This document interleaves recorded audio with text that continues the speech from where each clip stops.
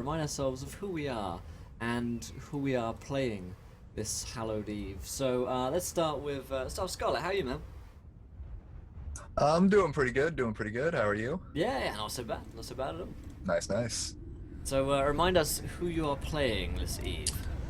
I am playing Lucius Varus, the silent but deadly Imperial Guard from a feral world, sent in as backup for our heroic adventurers. Excellent. Apologies for that halfling tune going in there over the horror. That's funny. What's up, Pen? What's up, Spance? Good to see you, my friend. So Skaggith, what about you, man? Yeah, I believe you are kind of zooming me in. I'm like full in the.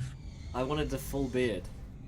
Yeah, about it like this. Yeah.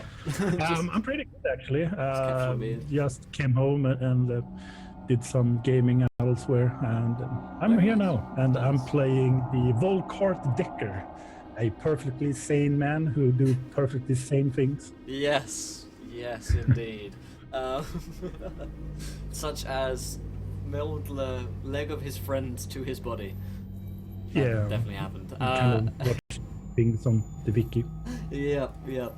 So Rach, how are you? Oh, you are No, muted. There we go. What's up? I've unmuted you. She has no microphone.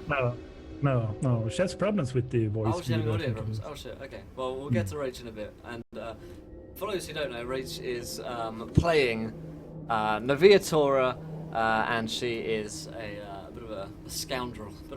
What's up, Firefly? Good to see you. So let's remind ourselves of where we are in this terrible evil plot. So you guys are acolytes working for the Inquisition, the Ordo Hereticus, who are good people who burn the witch. Essentially, they go around and they fuck up anyone who isn't one of their own, or anyone who might be suspected of any kind of heresy.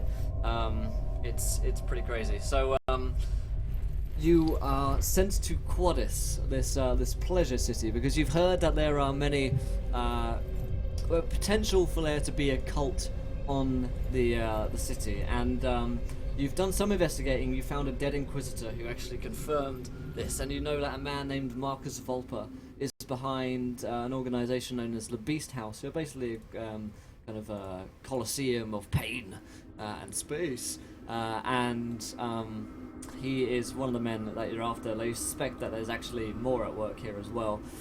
You've managed to gain invitation to the Golden Palace, where Marcus Volpe is going to be. And Skaggith, do you remember last episode how you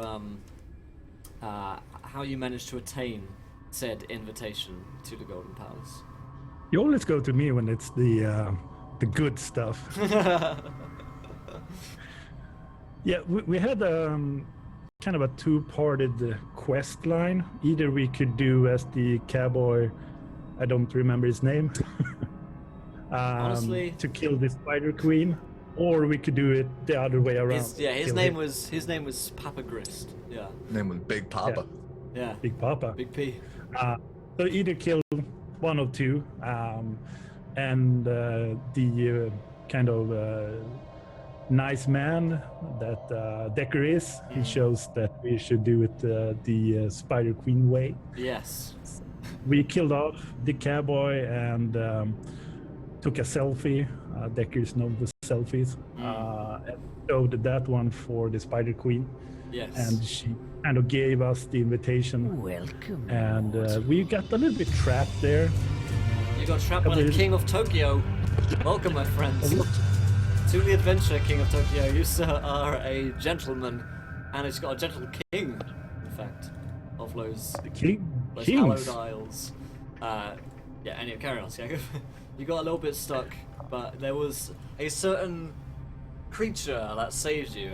Scarlett, do you remember what this creature was and his name? And It is the one and only, royally revered Mammothie McMammockface. Yes, indeed. He took us on a mighty adventure He to took safety. he took you on a journey, and you guys were kind of like escaping the city because you were being chased by Papa Grist's goons. But luckily, well, actually, rather unfortunately, you got kind of pulled over by the police because, unfortunately for you guys, you didn't actually have your mammoth driving license, which was, you know, obviously a pretty big problem. If you don't have your papers for your mammoth, then you can be pulled over. It had been registered as a stolen vehicle, and so yeah, they weren't too happy with you. But you managed to convince the woman, the captain, that you were working for the Inquisition because, of course, you have this badge of the Inquisition. And she said, "Okay, you know, I'm going to step back, and the police aren't going to be a problem from here on out And for we you." got that from her as well. You did also get a police badge from her, so you can flash a police badge saying that you're undercover cops. So that's pretty cool. And Skag, I'll ask you because this pertains to your leg, but do you remember? Well, not your leg, but Wimbjorn's leg. Do you remember what happened this episode to his? Do you kind of refers to it kind of growing into my body? Yes, I am referring to the leg going inside of your body. And that was due to a viewer's decision, I believe it was. It was, yeah. So previously, you decided that Wimbjorn character's legs, one of his legs was going to fall off, and that Skagga's character Volkart was going to treasure it as the Emperor's leg and worship it as a god, and he has done that. And now the leg has actually melded itself to Skagga's body, so he can never be rid of the Emperor's holy light at this Something. point. So Rach, are you back? You're a little bit. Hold on. You sound kind of echoey, but we'll work for it today. Yeah, I don't know what's going on. Yeah, it sounds like you're. I will spend the next 3 hours trying to figure it out. Yeah, it Sounds like you're coming through an intercom. Yeah. It's interesting. If you have like a laptop microphone or something, you could try switching to that one. Bottom left, you can switch microphones. So if you've got a better one on. I don't think that's the problem, but I'll sort it out. Okay, it's very odd. Mr. Robotic, yeah. So as we begin this session, you'd actually returned to the Spider Queen, and you'd given her this. You showed her the selfie that Papa Chris is dead. She was very, very happy with you guys, and she even went so far as to offer you food and drink, which you readily accepted. And she gave you the invitation, but at the very end, you had felt, all of you, this very strong compulsion to stay there. And actually, the last thing we saw was the group of you saying, "Yes, we're going to stay here forever." Except for me. Except for Scarlett's Show off. character, Lucian, who seems to be able to resist us pretty well. Also, Rachel's character Novi has a strange compulsion to dirt at this point, probably because Lucian's character also has a strange compulsion to dirt, but you know, that's all just from the D10,000 wild magic surges, and of course the psychic phenomena and perils of the warp. So before we begin tonight's session, I'll remind you guys a few things you can do to interact with our game and to mix things up. So at 25 retweets up top right hand corner, you guys get to decide anything which happens in our game. You get to throw up a straw poll and write your ideas as to what happens to our characters. Previously, you've had their legs fall off and Skaggo start worshipping their legs, and then that leg start melding it into his body. So you've done some pretty crazy shit, so you can continue to do that at 25 retweets as well. If you are new, then do hit that follow button and join us. Every 100 followers, you guys get another viewer decision, so we have those real regular, and the more folks that follow us, the more we can do those stuff, and it's the best way to keep up with all the shows we do. We're here 5 nights a week, 9 shows a week, stream more D&D and tabletop RPGs than anyone else, so it's a pretty fun place to be. Other than that, we've got another show coming up at 4 PM EDT over there, the Pirates of Cold Harbor. We're playing D&D 5th edition, so the only other thing as well, before I forget, is the sponsored message. Tales of the Halfling camp on Kickstarter. Go and check that Kickstarter campaign out if you want to support them. Then they're running a great stuff over there. Exclamation point Tales. You can listen to some good music throughout the week. We'll be playing some Halfling music. So before anything else, let's just get playing some Dark Heresy, chaps. So you guys are in the caverns of the Spider Queen. And she is a lovely lady. No, she's not. She is. She all she wants is your soul. And no, company. She she's brought you here, and she's this woman who's very kind of scantily clad, and she's kind of connected to like a wall of spider webs, and these spiders kind of come down and hand her things every now and again, which is pretty useful. But on top of that, she's also got these really big spiders who you guys are actually eating off of right now. You're actually, it's really giant spiders, and you've been eating dinner off the back of these big hairy spiders. Which, Hope none of the food is sticky. I don't want spider hair in my throat. It has been a little bit, honestly. You've been thinking about complaining to the chef,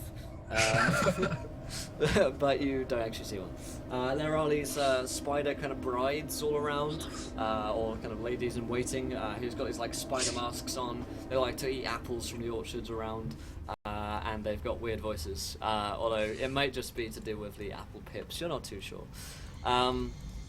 Either way, there is flying without hacks. Welcome, my friends, to the adventure. You, sir, are a gentleman and a scholar. Thank you for flying without hacking. It means a lot to us here at the Inquisition. So, you're here and you've been eating this like wonderful array of food. You know, there's this delicious, spider legs which have been deep fried, and should break them off and you can eat them, and you've been eating them. You know, there's a couple of like spider fangs which have been like dripped in barbecue sauce, and you're kind of dipping them in, and a little bit tangy from the poison, but other than that, it's pretty good. And this dark wine, which might have something to do with spider juices, but I'm never gonna forgive you for this. Oh. I love playing Pen Baby, but can't actually play. If you want to learn how to play, we've got some tutorials up on the YouTube channel. Is this food Rachel's new favourite food? Well, we'll see about that. It's not! For your decision. And of course, I remind you guys, you can affect our game via donations, so you can give players nat 1s, nat 20s, you can make them roll on the Birthday Table of Madness or the Wild Magic Surge table, the D10,000, or of course with Dark Heresy, you can also roll on the Psychic Phenomena table, which is pretty crazy, the Perils of the Warp table. You can give players magic items such as the Wiki Pad of Doom, which Gagav's character has, or of course you can give players mounts. I don't know, like a giant spider mount would be quite fun. No! No! Maybe for Rachel, it's Will, be yourself. It's been discussed before.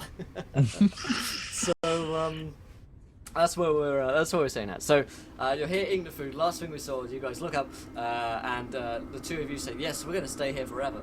And the Spider Queen, she's kind of like lounging back, and she's just like, one of the spiders brings her down a deep fried spider leg, which she kind of like, just starts chewing on. And she says, Lucian, aren't you wanting to stay too? And he doesn't vocally respond at all, just to kind of like keep in character. She knows that he's the quiet type, just off of a few meetings that they've had. Yeah. And judging off of what's happening, he knows that if he says no, trouble will happen. Right. So he's just going to very slowly nod and pick up another piece of food. She smiles. Good. Ah, this is much nicer, isn't it, Volkar? Mm-hmm. Oh, yes. She says, I think you should probably just stay here. You don't need to go to that palace, do you? So I can have that invitation back. But is it that kind of powerful, though? You can roll me a willpower check. Okay, I'll give you a plus 30 on it, because you've just been immediately kind of drugged or whatever kind of mind control or effect it's having on you. I would die from having to eat spiders riding a spider mount. I think Rachel might be the same, but I'm willing to test it if you guys are. So. Will, I will wreak my revenge on you. My revenge. My revenge. The revenge. So you've been talking to a lot of Swedish people. Revenge. So, Scott, give me a willpower roll at a plus 30. The character sheets. Alright. Here we go. We're new to loose sheets. We haven't played a lot of Dark Heresy if you guys are new. So you rolled a 51, your target was 70, so you do succeed. Volkar is probably the man who's rolled the most willpower checks ever. It's insane. But yeah, you're feeling like nah, you don't need to give her the invitation. Like, you've earned the invitation, so you can resist that however you want to. So Volkart, I don't know who got it though. Do you remember? Oh yeah, which one of us? It was either me or you. I think Skageth has it. I think Volkar has it. Yeah, I'm pretty sure. Volkar has it. Yeah, because you were friendly with the Spider Queen. Yeah. Do Volkart sense that the Lucius is more responsive? A generous bestowl. Thanks so much to Spartan282 who donates. I just saw the word rage. No. I saw the word rage. No, There's 5 Spartan. fans. He says, sorry, Spartan, I Rage. liked you. Rachel forces a handful of spider legs in her mouth and takes a spin on the birthday table. Oh, Oh, I'm no. gonna be ill. Boy. Oh boy. So, the birthday table is indeed the birthday table of 69 at this point. There are 69 options on this birthday table, thanks to Scarred Star. So, Rach, Hell could of you a roll me? birthday. Could you roll me a 1d69, please? I'd like to say with pleasure, but let's face it, that's That's ERP lose. 63. 63. 63, hello. Okay, so you force these spiders into your mouth, and you receive a small bone pipe hand carved from bone. This pipe always emits a high-pitched sound, not audible to any races apart from gnomes. Any rodents within earshot of this range are charmed and will constantly follow and obey the owner. So, let's think of Hey. some... it says I have rodents. my own little mouse army. Yeah. We say rodents, but there aren't any rodents nearby because spiders eat them all. It's actually you've got a colony of spiders that is just little ones. It's like an army of them, and they're just like crawling up beside you, and they're just like looking up at you, like with their 8 eyes just staring at you. There's probably like 100 or so small house spiders around. There's a couple of hunter spiders in there. Oh, shut up, Scarlet. They seem to be completely very happy to obey your orders. Volkart kind of remembers that kind of feeling. Yeah, right. Yeah. Same effect as the races. The Vicky. Yeah. So you've got 100 or so house spiders, just crawling around you at this point. I do not feel good right now. So yeah. Do you? Is it an army of Daddy Longlegs? I mean, they're not. Daddy Longlegs is better. I mean, It yeah, is. Much better. Daddy Longlegs are, they're pretty cool. Those are the ones that can't bite you. Everyone hates spiders. Back, Scarlet. So. I said can't. So, yeah, Skageth, you don't get the sense that Lucian is less controlled than you because he's playing along at this point. You could roll me a fellowship. Let's see if there's like an insight skill. I always forget these skills. In fact, can you roll me a deceive on your fellowship? It's the skill is deceive. All right. Yeah. So, I like spiders, especially the big ones. They're so cool. Right? Touchpads, don't do this. Banana spiders. Right? Oh yeah. Leather fun. Thing's got to be as big as your head. Yeah. Well, Pleased. Spam123 says big spiders with little ones inside are the best. Spam, you are. That is terrifying. Shall we change this from Dark Heresy to let's see who can freak out Rachel the quickest? Yes, let's play that. I like that game. I did not roll well on that deceive. No, your target was 8, so you're not a very deceptive chap, which is fair enough.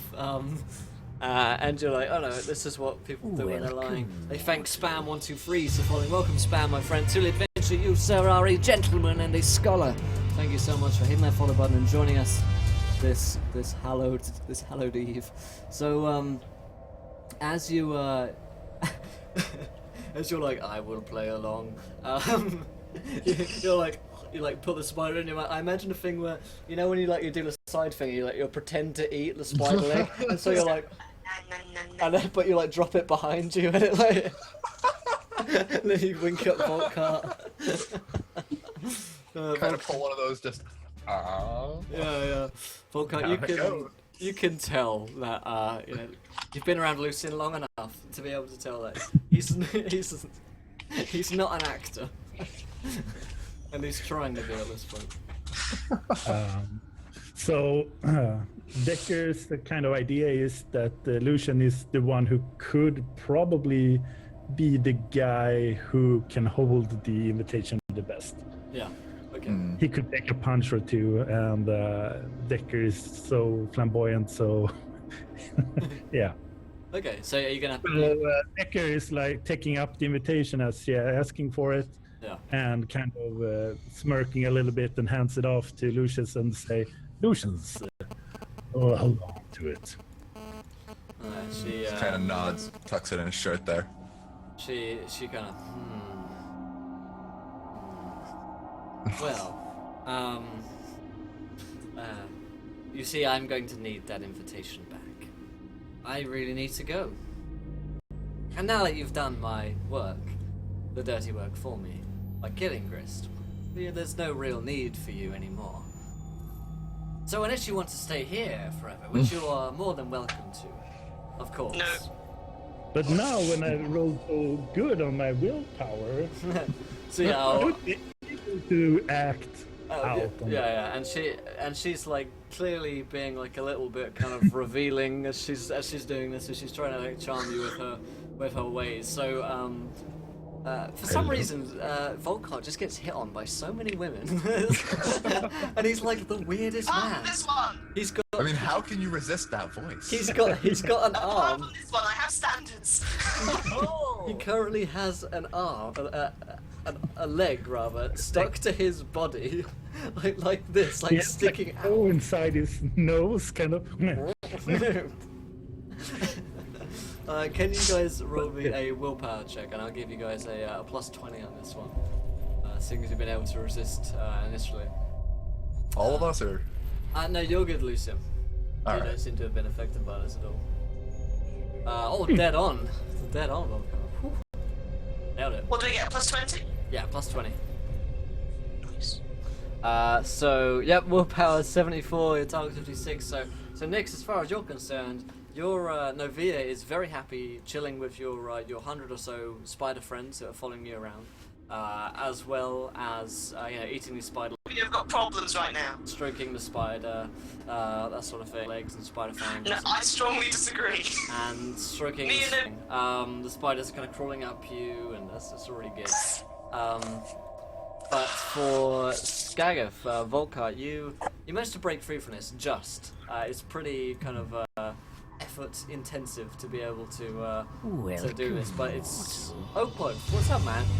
You followed previously, right? I'm assuming that's a misclick, but good to see you, Oakwood. Good to see you, buddy. But yeah, you break free of this spell or whatever it is. So he kind of stands up, realizing it is a little standoff about to happen. Yeah. And he doing so a little bit abruptly. No, this is not your invitation anymore. And puts his hand on his lace gun. Yeah. She says, "We'll see about that, ladies. And let's roll some initiative, because the spider." That was quick. And look over, Lucius. Lucius. All right then. The guy's name. You actually got the guy's name right for once. It took you long enough. Yeah.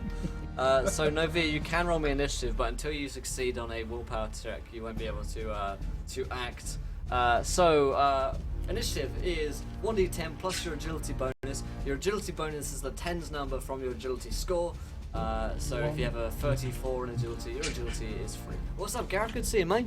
Good to see you, man. We're fighting some spider queens. Skagith is getting jiggy with the leg of the Emperor. Oh. Oh, baby. Oh, baby. Alright, so that's a 5 from Lucius, the trademark low agility score. Novia rolled an 11, unfortunately. She's not going to do anything yet, and I'm going to roll for the Spider Brides. Plus 3, so 13. They are going first. And. Holy. Oh, so. Alright then, so the turn order for this combat is going to be Spider Queen and Brides going first, followed by Novia Tora, followed by Lucius, and finally Volkart Decker. So, nope, Volkart's going before Lucius. I lied to you. I'm sorry, chat. I lied to you. Hashtag Spider Queen Rage. Make it happen. Make it happen of love, your decision. You know Your decision. You know you can do it. And thank you so much to Damien Stewart, who pledges $1 on Patreon. Thanks so much, my friend. That's very, Nice. very generous, Damien. Let's give him that Patreon fist pump. Thanks so much, my friend. So it's like you're in the club with the kids. Right, Never so do that again. no, I never will. I've been working on that. It was going to be my new catchphrase, but nah. I'd say change it. Yeah, yeah. Okay. Freak it out with an explosion. Yeah. So I need this green screen. I can make it a dance club behind me. Then that would make it maybe I don't know. Anyway, it's the it's the Spider Queen and the Spider Bride's turn. The Spider Queen herself is content just to kind of send forth her brides, but they themselves spring into action. They're of course wearing these like spider masks, and their masks are like a tarantula crawling on their face. So you don't really know how they can see, but you have spoken to them before, and they seem to know what they're doing. And hashtag no will no. Not like this, man. Not like this. So as they spring into action, each of you, you see there are 5 of them, and they're going to make some attacks against you. So the first, they have targeted Volkart as a kind of primary threat because you seem to be talking shit to their mother. So a 74 is not a hit, and secondly, a 30 is a hit on you, Scagnacious. So you are going to take a 13 damage. Holy crap. Holy shit! That's your new catchphrase, Cody. So you take 13 damage. You take away your toughness bonus from that, and you take away your armor from that as well. So your toughness bonus is probably like 2 or 3, and your armor might be around 2 or 3 as well. So, Yeah, so I have 5. So Okay. take 8. Holy crapper. Holy shit! So down 8 points. And can you roll me a toughness check, please? I'll give you a plus 20 on this one. So they kind of, as you kind of turn around, you see them. They each kind of get these like blow pipes, and they kind of just straight towards you.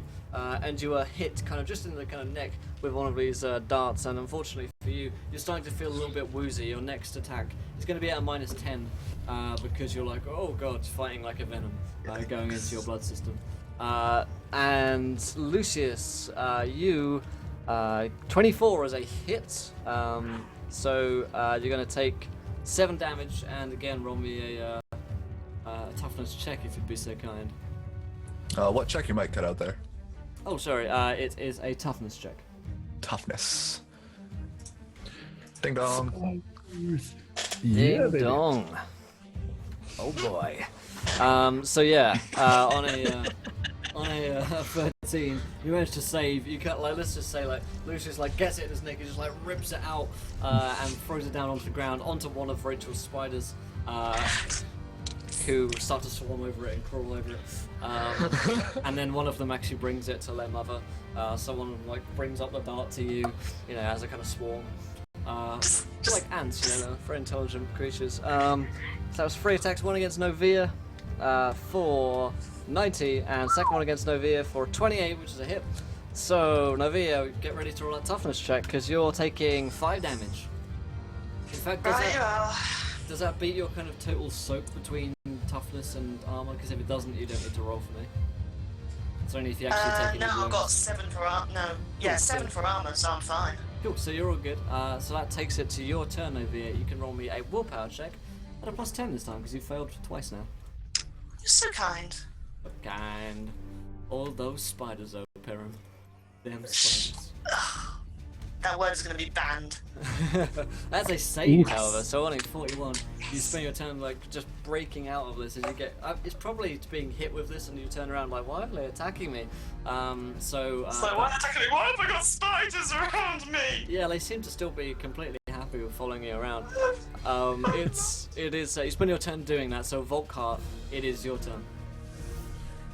And I will shoot at the Spider Queen 2 times.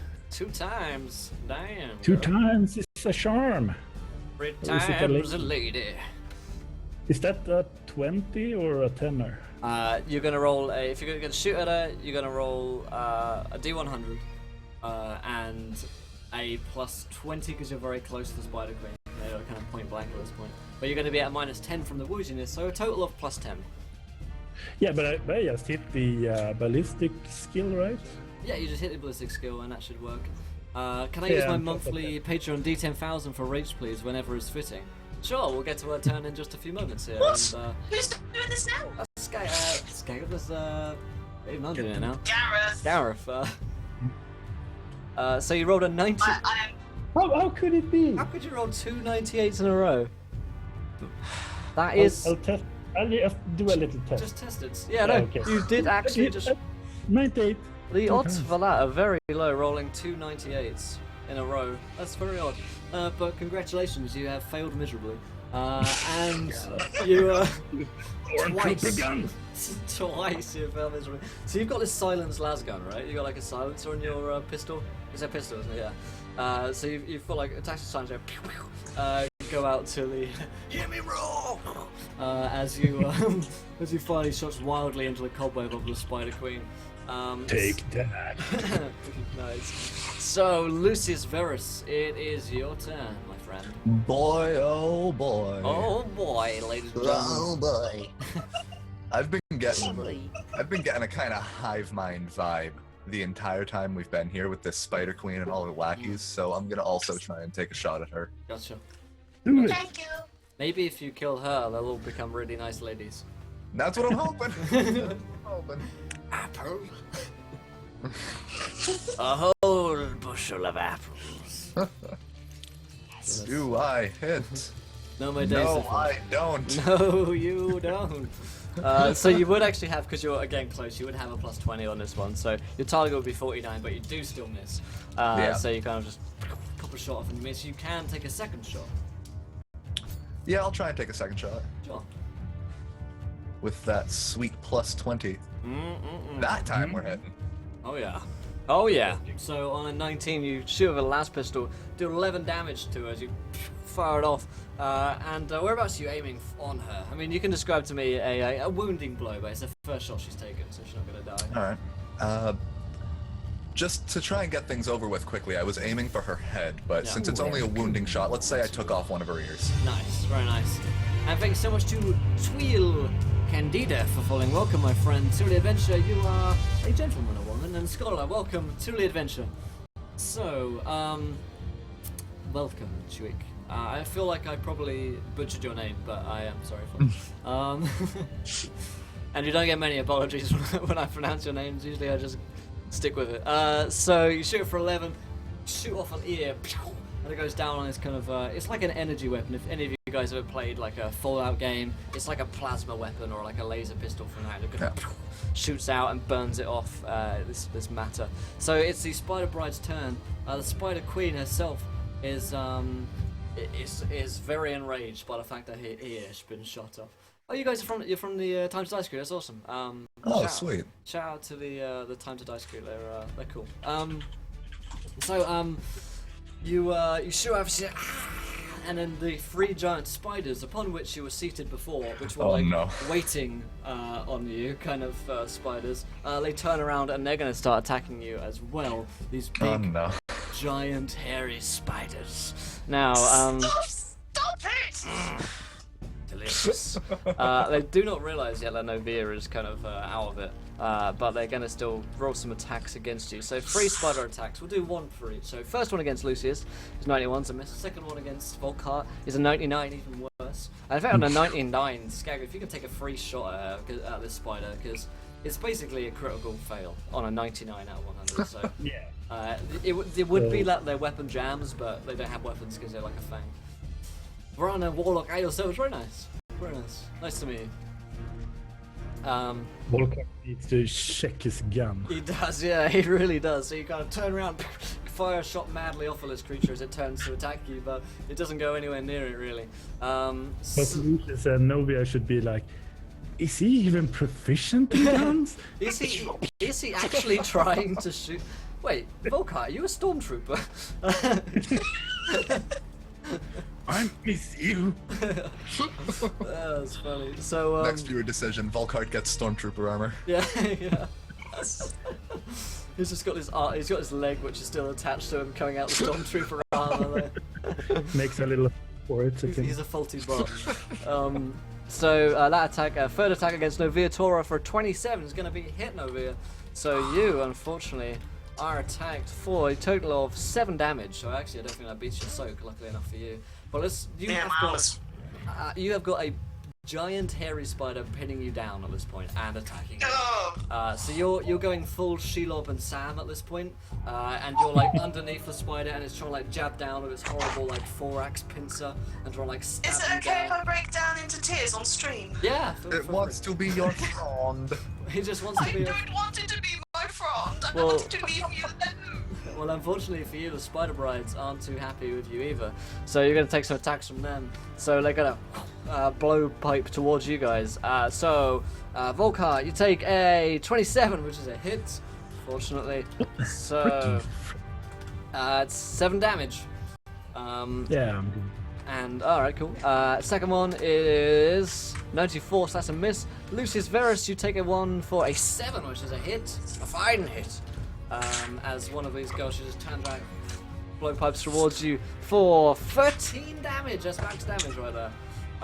So you get really hit by this thing. And it is indeed very, very painful. Play spidery Barry White. And finally, Novia, you, my dear, take a 47, which is a miss.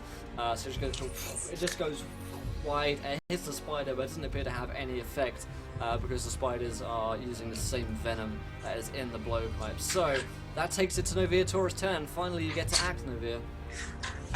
Right. I am going to stab the Spider Queen. Alright then. Viciously. Viciously. You're playing Dark Heresy tonight, guys. We are playing the system. It's 2nd edition. You can find the rules there on Drive-Thru-RPG. About 20 or 30 quid. It's a really good book. I've got the 1st edition here as well, and it's actually no, we're playing 2nd edition. Yeah. Second edition. Yeah. It's a miss. It's who are attacking, sir? The Spider Queen. The Spider Queen. Then it's going to be a hit because you have a +20 because you're up close and she's not actually defending herself. Yes. just, I'll charge her. I'll stab her. I will hit her. I will cause damage. I will kill her. Roll the Please tell me I damage. kill her. 7 damage. 7! 7 damage, pen 2. She's got a lot of limbs, being a Spider Queen. So you can chop some of these off. You kind of like revving up through her. I'll just chop off the legs all on one side. Yeah. Vroom, vroom. Yeah, you give her a good stroke through, and she screams out in agony. Good. Yeah, so we're rolling D100, so that's why the rolls are like ridiculously high and stuff. It's not a D20 system. So that is Novia Tora's turn. You run over and chain through a Volkite. It's your turn. Shouldn't Novia hit the I mean, dice? if you're running over and then tackling her, that will take your turn to kind of charge into her. No, I mean, shouldn't Rage hit the dice? Roll the 1d10,000. Yeah. Oh, I almost forgot. Yes, yes, Party indeed. time. Yes, yeah, you're looking after me. There you go. Keeping an eye on me. D10,000, please, from you, Rachel. Thanks to Scar Stars donation. 1879. Nice, no duplicate numbers, I like it. This Alright. pleases me. This pleases me greatly. Alright then, so 1879. Let's have a look then. 1879. Sounds like a good year. Caster thinks he will die with the next wild surge he causes. Okay. So, Oh, really? you know, Novia, a lot of weird stuff has been happening to you recently, a lot of which you can't explain. And you know, it's got something to do with the kind of the winds of magic and the perils of the warplay you've been through before. But you are absolutely convinced that if you roll another roll on the D10,000 Wild Magic Surge table, okay, if you have another surge on you, you're convinced you're gonna die. And so you're in absolute fear that something really, really bad could happen to you. You Damien mean Stewart. besides me being surrounded by like hundreds of spiders already? Hey, more legs, better hugs. Right, Yeah. exactly. Scott, I've got words for you later on, mate.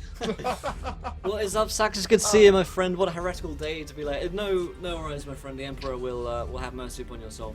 And I see fit to grant this boon to you. We're fighting the Spider Queen right now and her spider brides and these giant spiders. It's all very hairy and spidery. Damien Stewart, oh, gotcha, man. Thank you, Magnetic Snow, for that pledge on Patreon, my friend. Sorry. So Yes. I will do the pew-pewing that I'm so good at. Yeah, that you're renowned for. Should I donate to turn Rachel into a drow? We all, know we all know the answer to that, really. Touchpad, we all know, really. What has happened? What has happened? You rolled 2 successful hits? Oh What? my lord. So you're gonna... You realize, actually, what you do is you look in your last pistol and you realize that it was off. You switch it on. 4. You flick it on. You've just been firing... Firing blanks this whole You've time. just been firing finger pistols. Sound effect. What did I missed. You try to like figure out your gun, and then like, oh shit, my gun, and then you use it, and you shoot her. Roll damage twice. Yeah. Burn the heretics, long live the Emperor Trump. So it states D10 plus 2E.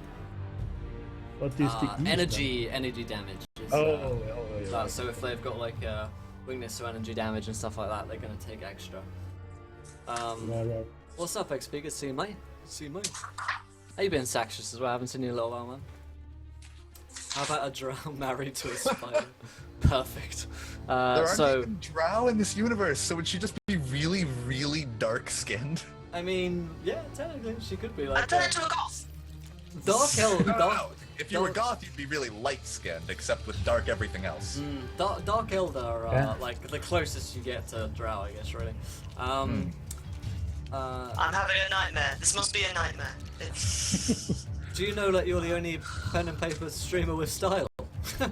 Oh, Thanks, man. Wow. I reckon there's some other stylish guys out there. I know some other stylish chaps, but thank you. So 6 and a 10. So Volker, you can explain to me how you kill the Spider Queen. yeah. Nice. After a little while, Volkart is realizing his gun was off the whole time. Yeah. And I think it's Lucius who says, it's off. Oh, right. On. Right. And point and shoot. So he does it really methodically and kind of shoots and really hits spot on. Oh, good advice. So you shoot. Where do you finish her? Where do you shoot her? I shoot her exactly spot on in the what I think is the face. Yeah. What you think might be a face hole. Yeah. What's up, Ty? Yeah. Good to see you, my friend. So yeah, you kind of go ahead. No. Yes. So you flick it on, and you like turn and you shoot her, and like 2 shots down, and you see kind of crumple against the wall, and she's like up in a cobweb, stuck in it, and like writhing in like death throes at this point. So fortunately for you, the spiders, the giant spiders, kind of like, and they just kind of go into this like I knew it. comatose like they've got 8 eyes like looking at them, themselves, kind of thing.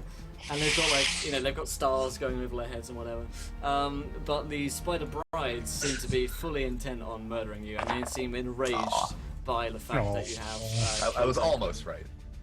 Nice. I So it's Lucius's turn. Mm-hmm. I'm playing a new D&D campaign using the 2E rules. Old school, mate. Very cool. Fun times. Alright, but so I guess since seeing that the queen is dead and most of these actual spiders are incapacitated, Although it is important to note that the 100 or so spiders that belong to Novia are still fine. Oh, of course. You can use them to your advantage. Tell them to fight. My minions, go forth. I'm all for minions, just not the 8-legged variety. You're the alternate universe of Spider-Man, where instead of shooting webs, he shoots spiders. Yeah.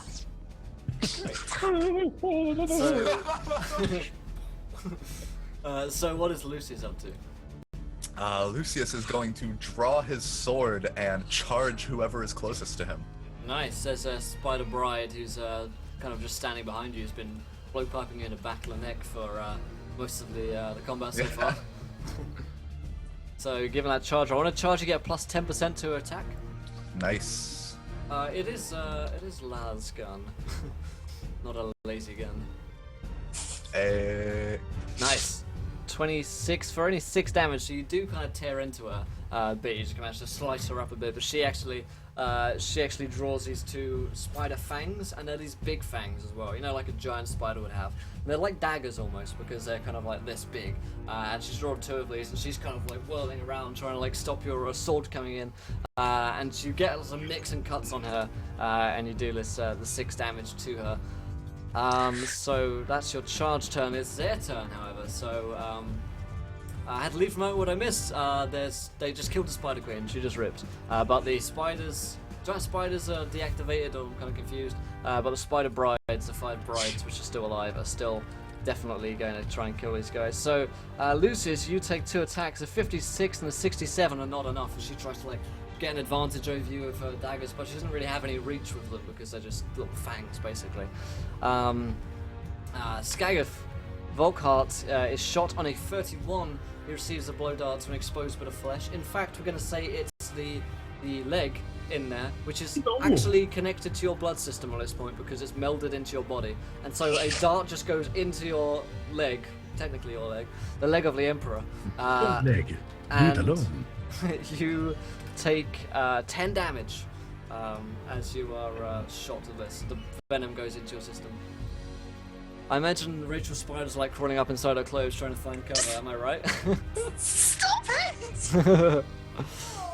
I mean, she didn't so much suffer, she kind of just got shot with a laser, a las pistol twice in the head, so kind of painless, I guess, kind of instant death.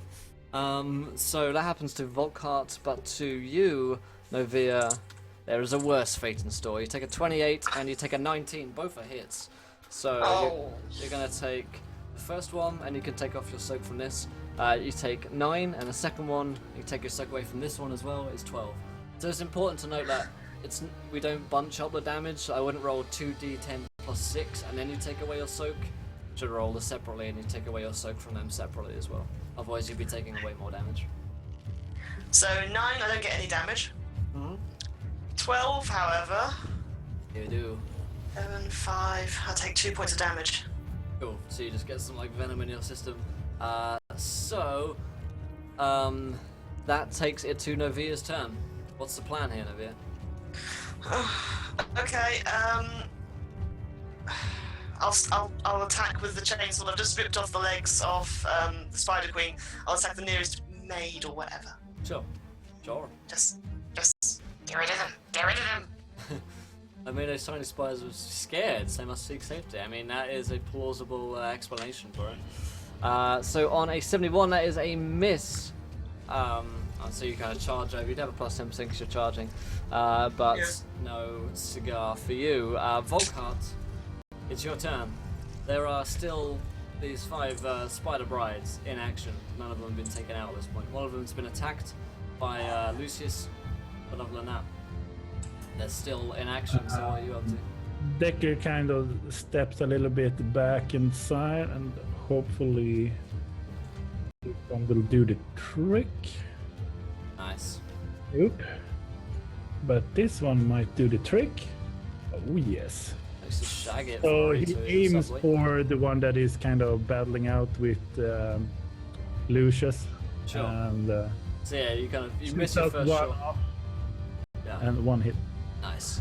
So you find your aim with the second one. So roll that damage. See what you can Still do. getting used to having the gun turned on. Only 3 damage, so not much at all, unfortunately. So she barely takes a graze. It kind of just like clips her with a minor burn. Lucius, still in combo. Let's go. She seems angry. She's got a spider mask on her face. And I have a shield, which will soon also be with her face. Excellent. Bash it. Give it to her. Smash time. It's smashing time. Oh.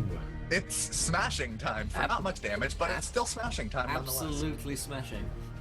So you managed to actually, the damage that she's accrued over these past turns of these minor hits is enough to end her, to take her out of the fight. So you want to describe how you finish this Spider Bride off? She's pretty kind of flimsy and weak, really.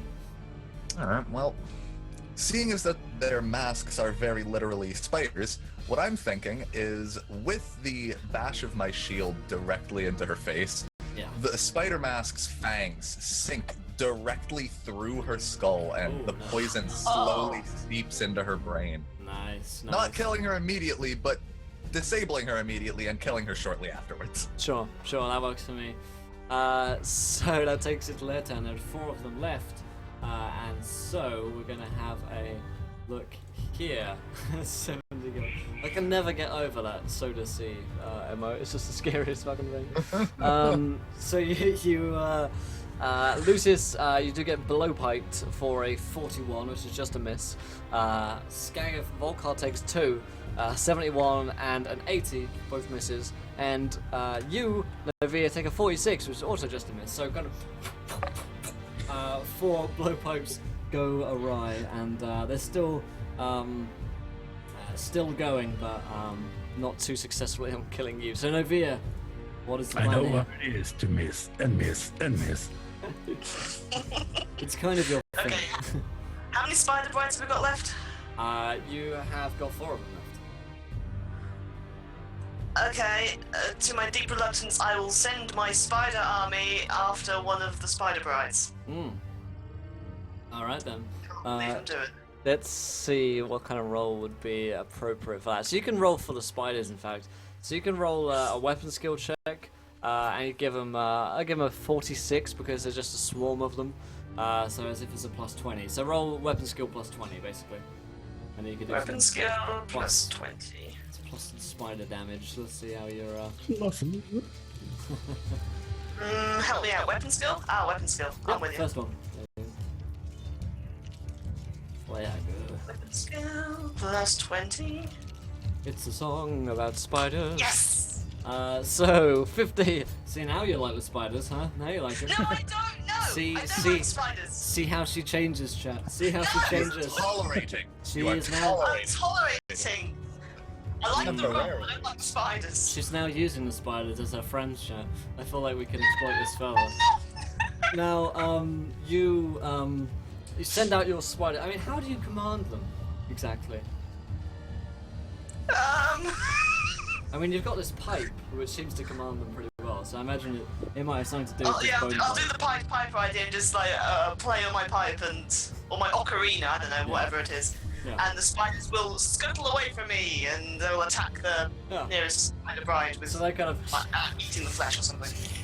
scuttle off over to the spider bride, and they start to swarm over this one, and she's like, no, and so they're kind of like crawling over her, and it's just like tiny like bites of venom, but these are like from the same brood as the giant spiders, and so they have this venom in them, even though it's much weaker. So imagine kind of like the strength of one of these spiders, it's kind of distilled down into all these still different hundred or so spiders who are just like breaking through the skin and crawling all over her, and she is falling down onto the ground at this point, and she appears to be in agony as they're ripping into her. So effectively, at this point, there are 3 of them left.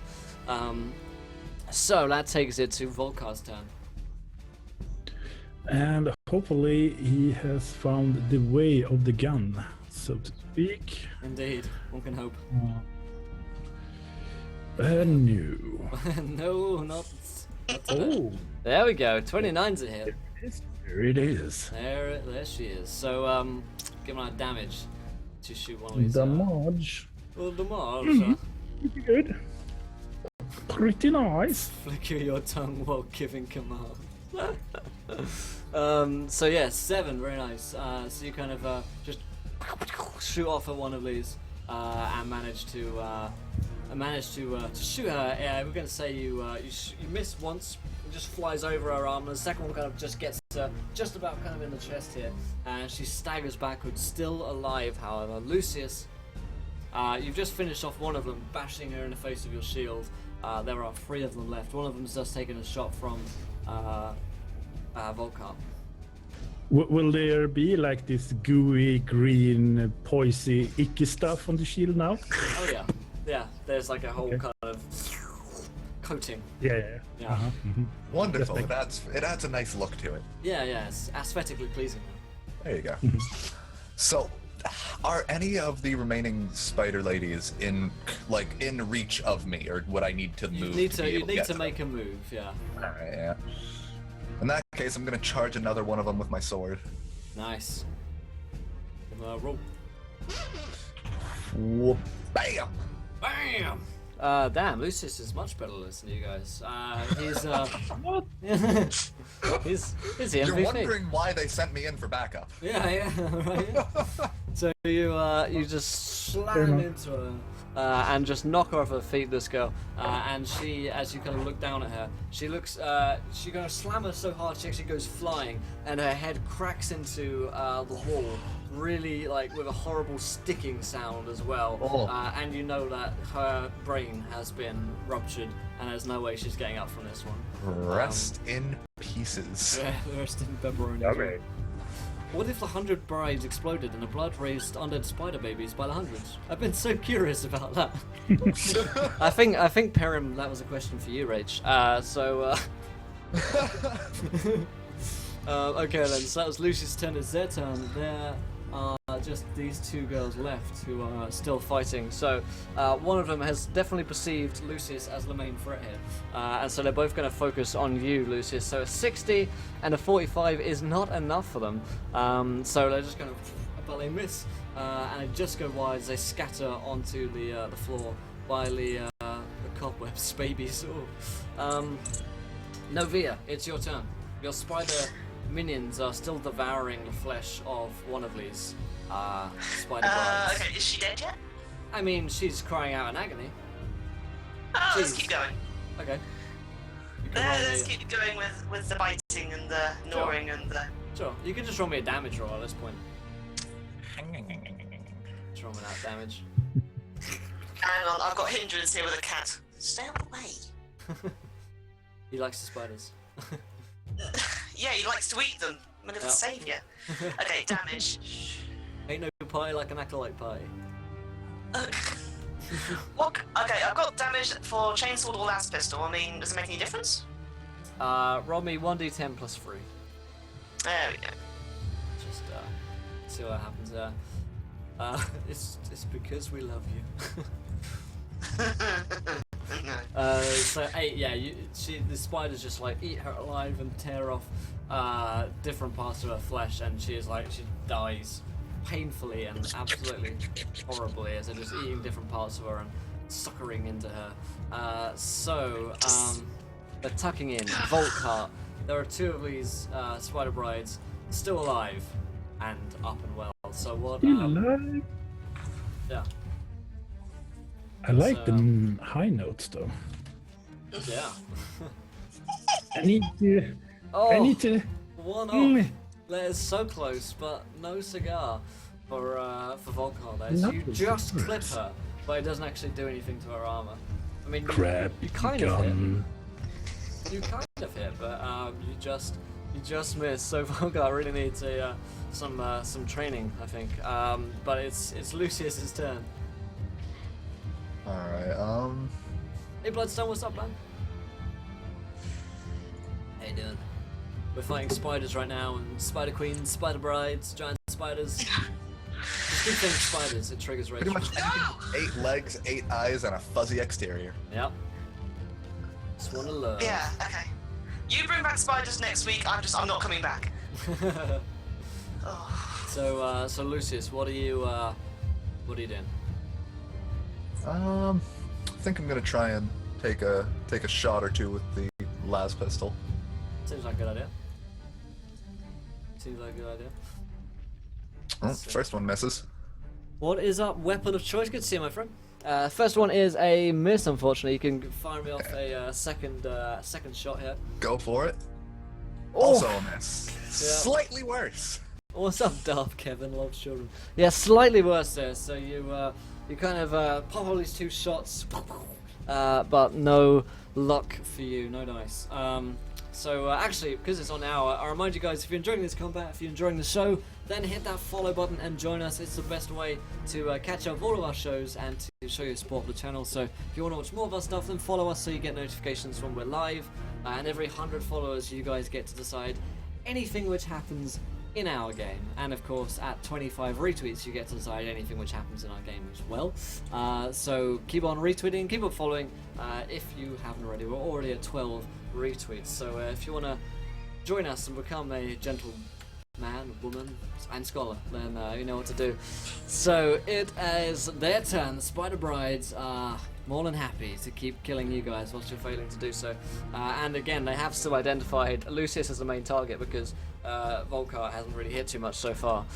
So they're going to take down the kind of enemy of choice here, but none of their rolls are any good, so they really need some training. In fact, they're going to throw down their blowpipes, they're going to take out their like spider fang daggers and go in for those attacks next turn instead if they're still alive. So Novia, it's your turn.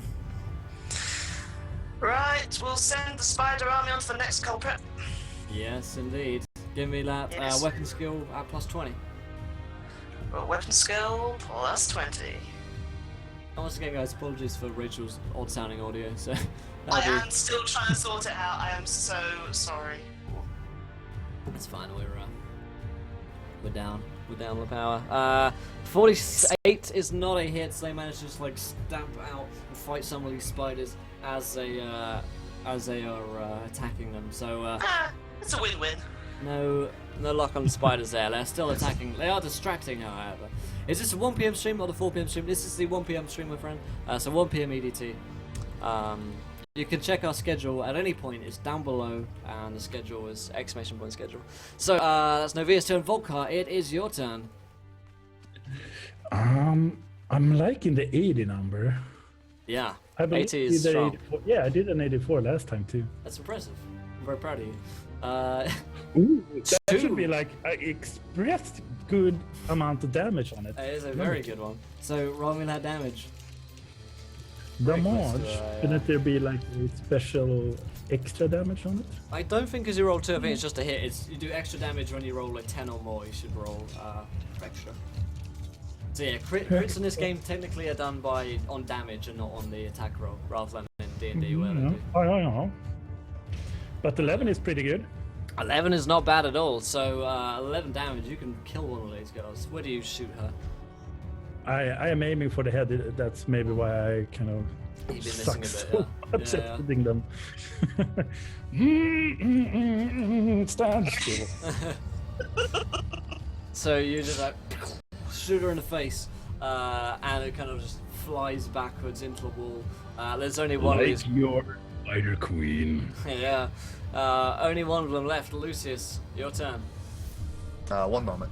Sure.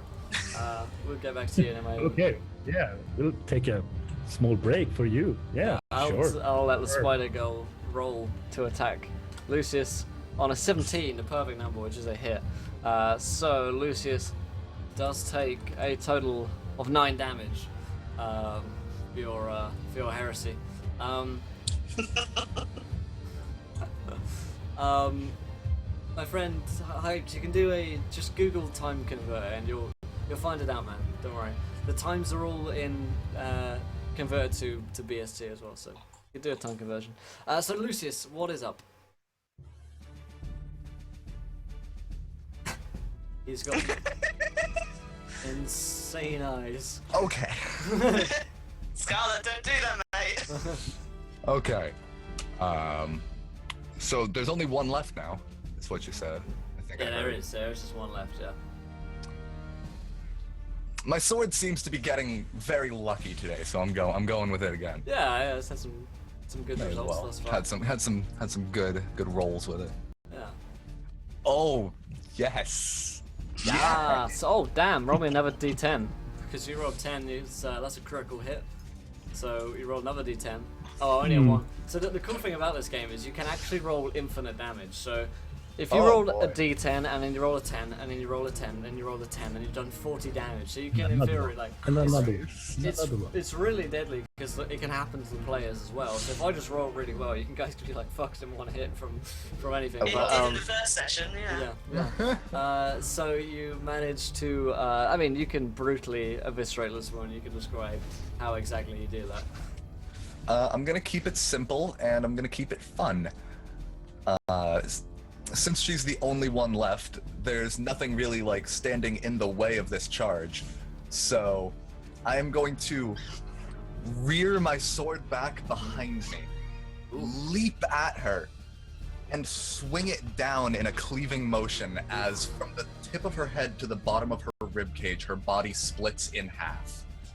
Oh. That is gruesome. And in fact, as you split her in half, as her body like falls to either side, you see her innards, and it's like there's just so many eggs in here. You know how like spiders lay eggs? It's like Oh, I knew you were gonna go there. I knew it. And there's just these incubated eggs, which are like well within, and you see them like, you know how spider eggs like wobble when they're like the spider babies are like alive and trying to get out. There's just thousands of them, and you actually start to see the bodies of all of the spider brides start to kind of like convulse and like wobble a bit, and you can tell that from like parts of them there are like these spiders trying to get out of their like. It's just a bad dream. This is just a bad dream. This is just a bad dream. Oh, jeez. Cotton Candy, I believe it's called open-ended rolls. Yeah, that sounds about right. Yeah. What's up, by the way, Cotton Candy? Have I seen you here before? I think you might be new. I don't recognize the name immediately, but you might be been lurking for a while. We use this roll because it's just too clever. So they're just starting to like convulse and wobble. What are you guys doing? As you are free from the tyranny of the Spider Queen, but you're still down here in this dark cavern. There's a tunnel leading upwards to the surface world. And you do, of course, have this invitation to dinner, but the bodies of the spider brides are wobbling. All right. Seeing that and knowing what's happening, having eviscerated somebody and seen what is going on beneath the skin, quote unquote, Lucius is going to take charge for once, turn around to everybody, and shout, "Both of you! Start smashing any wine or alcohol you can find anywhere on the floor, and run, now!" And he's gonna take out his last pistol as he starts smashing any kind of alcoholic anything he can find. Nice. Awesome. We'll get to that in just 1 second, because I need to thank Patience Buck for pledging $10 on the Patreon. Thanks so much, Patience. That's incredibly generous of you. Thanks so much. Let's get that Patreon fist pump going. Is it up? There we go. Thanks so much, Patience. That's very, very generous of you, and from my heart to yours, from my dong to yours, I thank you. So, as this happens, what are you guys doing? Do you follow his order? I don't need to be told twice. I'm smashing everything I get my hands on. I might squash some spiders in the process. Yeah, I believe that Decker is trying to find any alcoholic beverage or anything to really smash about. I mean, just most of the time he's trying to do that anyway. Don't have to ask me twice. Alright then, so you guys decide to smash these bowls on the floor. They kind of chung chung from all this broken glass and the alcohol which spills out onto the bodies, and around the floor is everywhere. Also, that is cool because we hit our $300 goal on Patreon, which is super cool. And our next goal on the Patreon is at like $500, but I might change this around a bit. I might make it 400 or something. But it is, we'll commission and create our own actual play podcast with like unique audio characters and professional editing and stuff like that. So that's the next thing that we want to do on our Patreon stuff. So that's pretty cool. Something cool to aim for the future. But yeah, you smash these balls on the floor, and they are sent crashing around. You guys sprint out. Can you each roll me a quick athletics check, please? Athletic. Yes, indeed. It makes sense that I would roll badly. I'm the one that's going to be lagging behind to ignite all this wine. Yeah. Volcar Oh, rolling no. 100. Too good. Novia rolled a 50, so she is not athletic. All of you fail. Yeah. So, Yeah. Volcar let's especially. just put an end to that. We all failed. That's good. you all fail. Moving on. But Volkar's fails spectacularly. Oh boy. So, Volkar, as you're like smashing this alcohol down, you take a quick swig, because you're like, why not? It seems like a good. You could be about to die or whatever. You take a quick swig from this, and you drink it, and then you're like, actually, nah, I should stay. As you see the others start to like run off, but they're like lagging behind. They're not really getting anywhere too soon. They've just gone through like a really time-intensive fight, and they've taken a lot of wounds as well.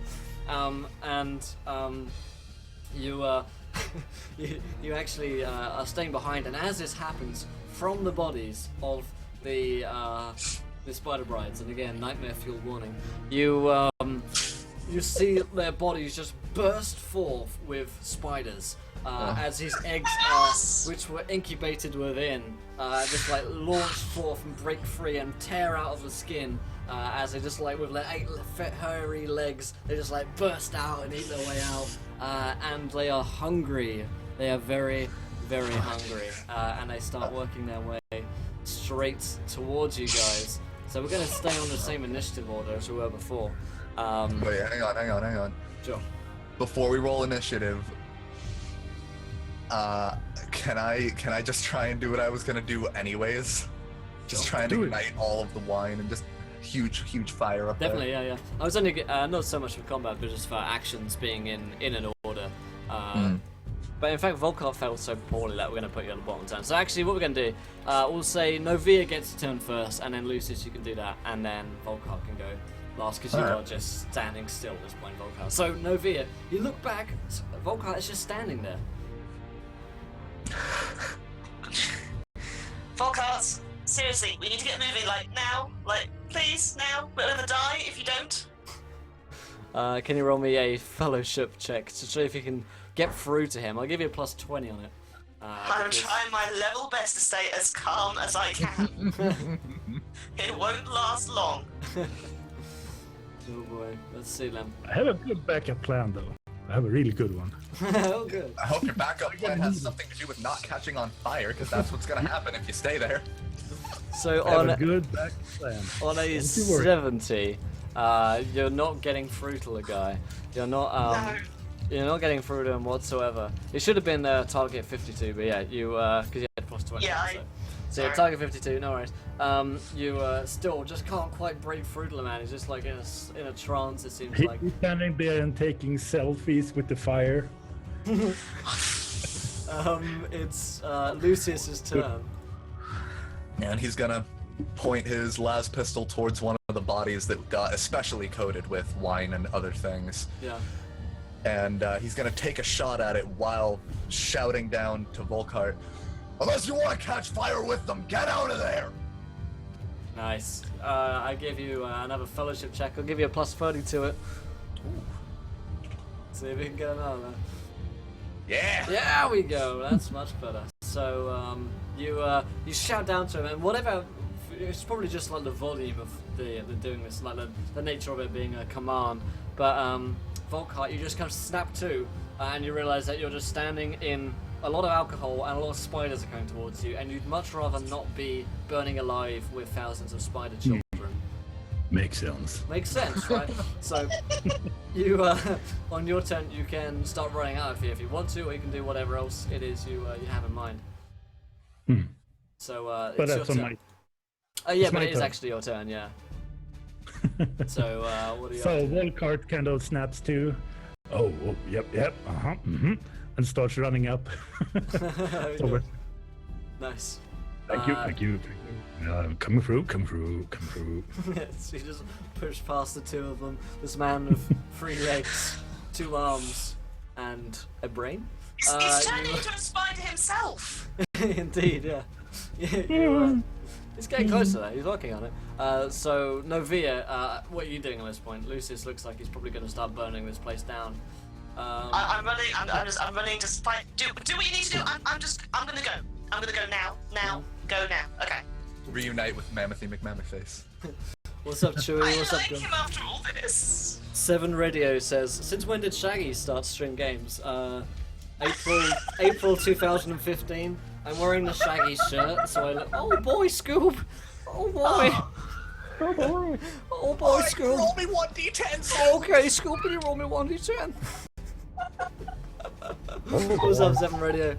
If you guys are new and you like Shaggy streaming, as so many seem to enjoy me from the such series as Scooby-Doo, then feel free to hit that follow button and join us for more Scooby-Doo and Shaggy impressions. Every time I gain a follower, I do another Shaggy impression, you see. That's a lot of spiders. Oh boy! Oh boy, Scoob, that's a lot of spiders! Okay, so that is Novia's turn. So you're running out. Lucius, what are you doing, my friend?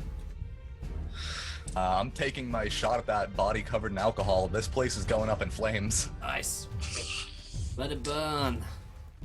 Let it burn. And I could actually use a little special ability to help that fire go. I can post it beside her. Okay, what are you gonna do then? I'm gonna use my psychic ability Ooh, I to like it. manipulate the flames. Ooh. So I'm gonna intensify it. it Nice. really much. Real hot. Real hot. Alright then, so what's the wording on this? Psychic ability, you need to roll anything for this? I would say no. You would say no, but the rules might say yes. But I guess there is a role for if something shitty happens. Yeah, just roll me a willpower check and I'll give you a plus 20 on it.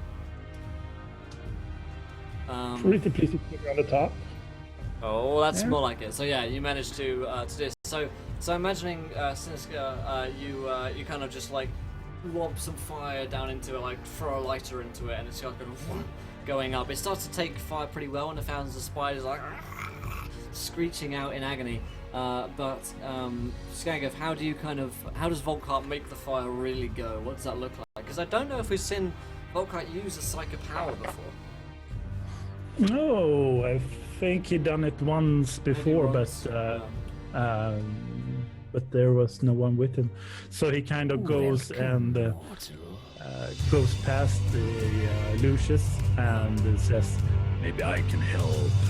And you see the eyes really burning up, seeing them almost in fire, and he's hunching a little bit into it and forming with his hand a slight shimmer of fire, and the fire within the room really intensifies and goes up.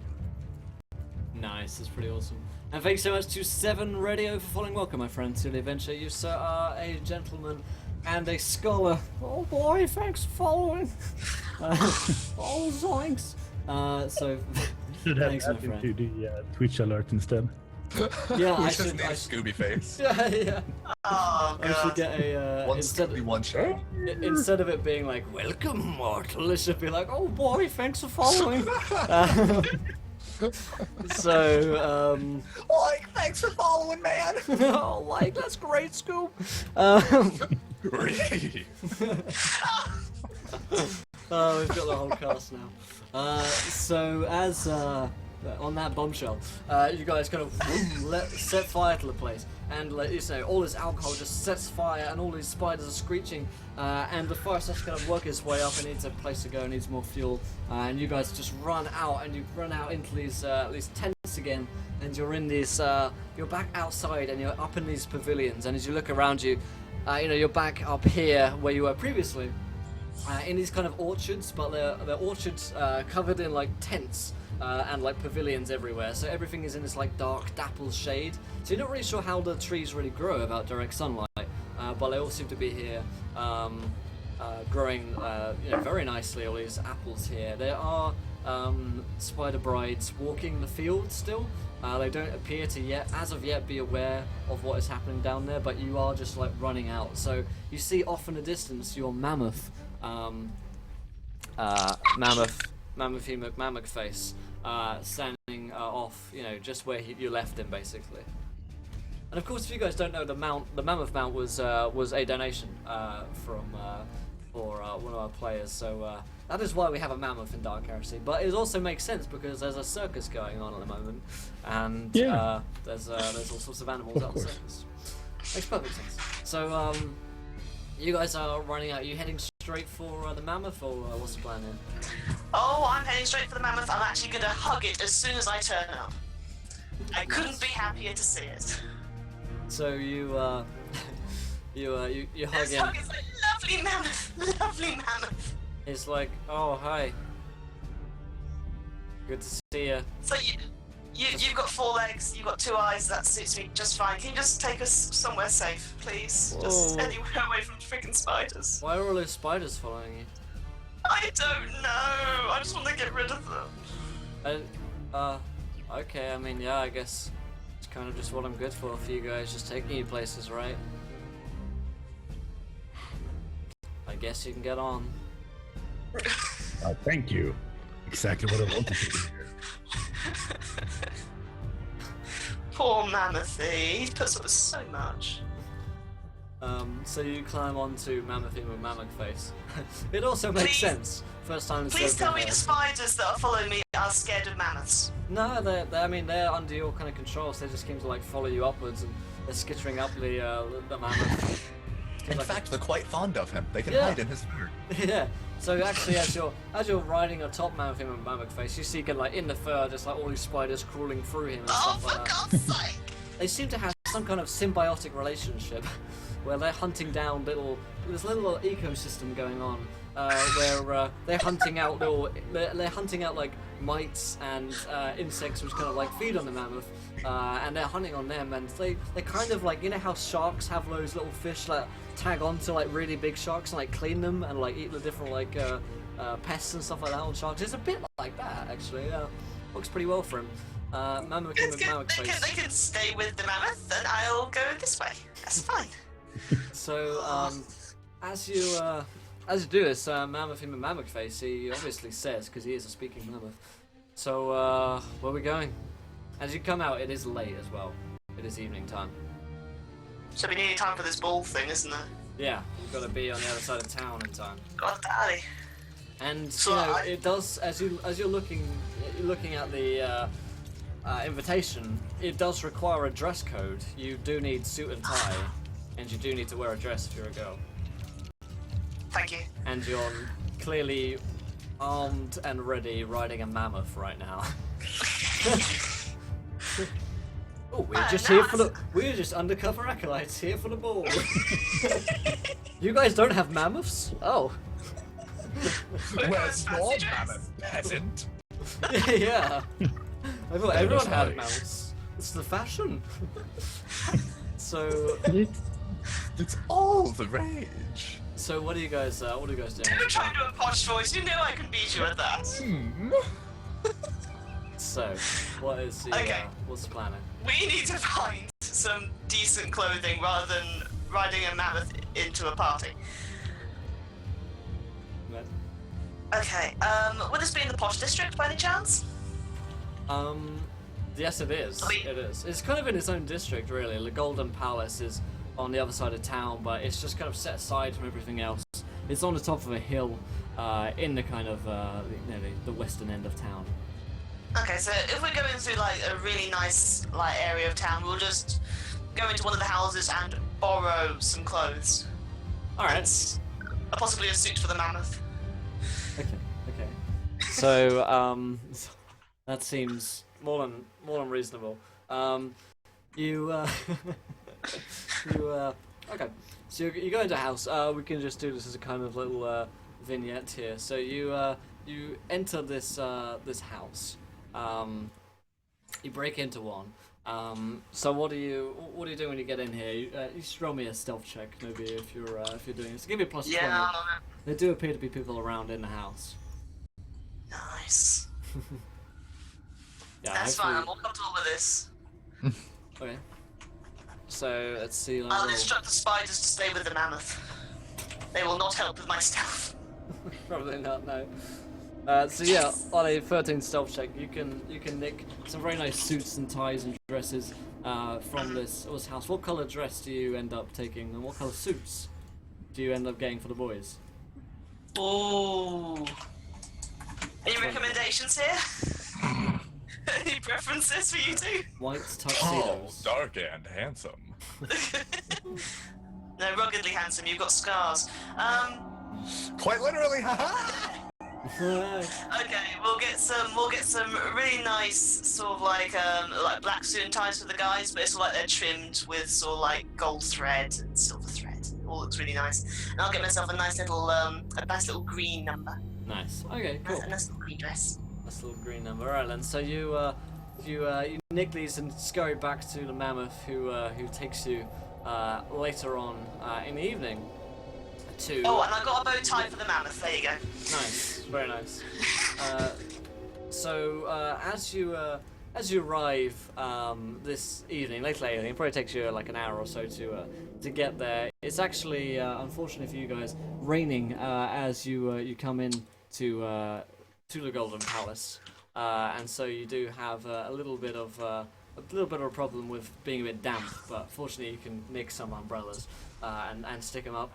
Most people are arriving in carriages as you ride up to what is indeed a Golden Palace. It is this huge, sprawling affair, and it's got all sorts of statuary and all sorts of these kind of marble columns and stuff. All of them are like either gold leafed or they seem to actually be made out of gold. So even like the marble has been like painted gold over because marble just isn't good enough for these folks. And it just kind of stands as kind of gleaming. It's a bit of an eyesore really because it's just this ridiculously audacious, huge building in the center of this landscape. And there's this, all these carriages are going along this causeway essentially towards the palace. Someone is waiting on the door. It appears to be a butler, and he's wearing a very nice tie and a very nice handlebar moustache. And he looks up at you as you're in a manner of the rain's falling on his face as he looks up because everyone else has been coming in a carriage, and he says,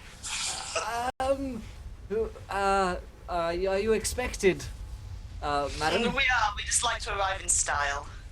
I see. I did not know that the mammoth was the fashion of the year.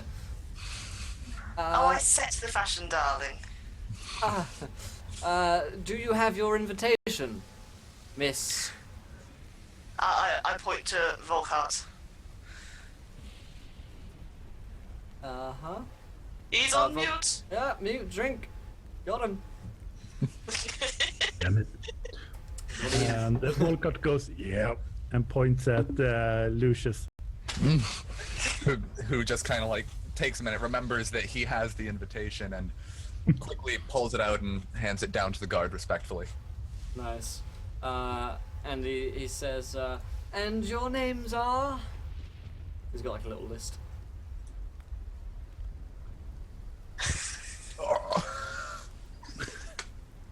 You do know your names. I'm not here.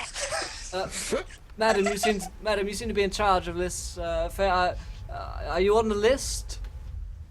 What's your name? Lady Guinevere. Lady Guinevere. I see, and your companions are who?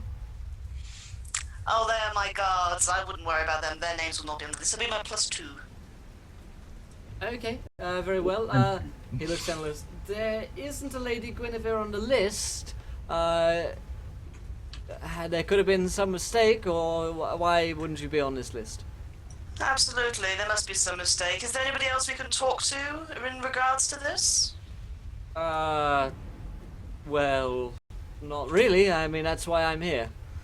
You're the only person. This Yes. whole estate. This is my job, madam. So, you're Lady Guinevere. From whom did you receive your invitation? Oh, Spider. it was, Come on. It's raining.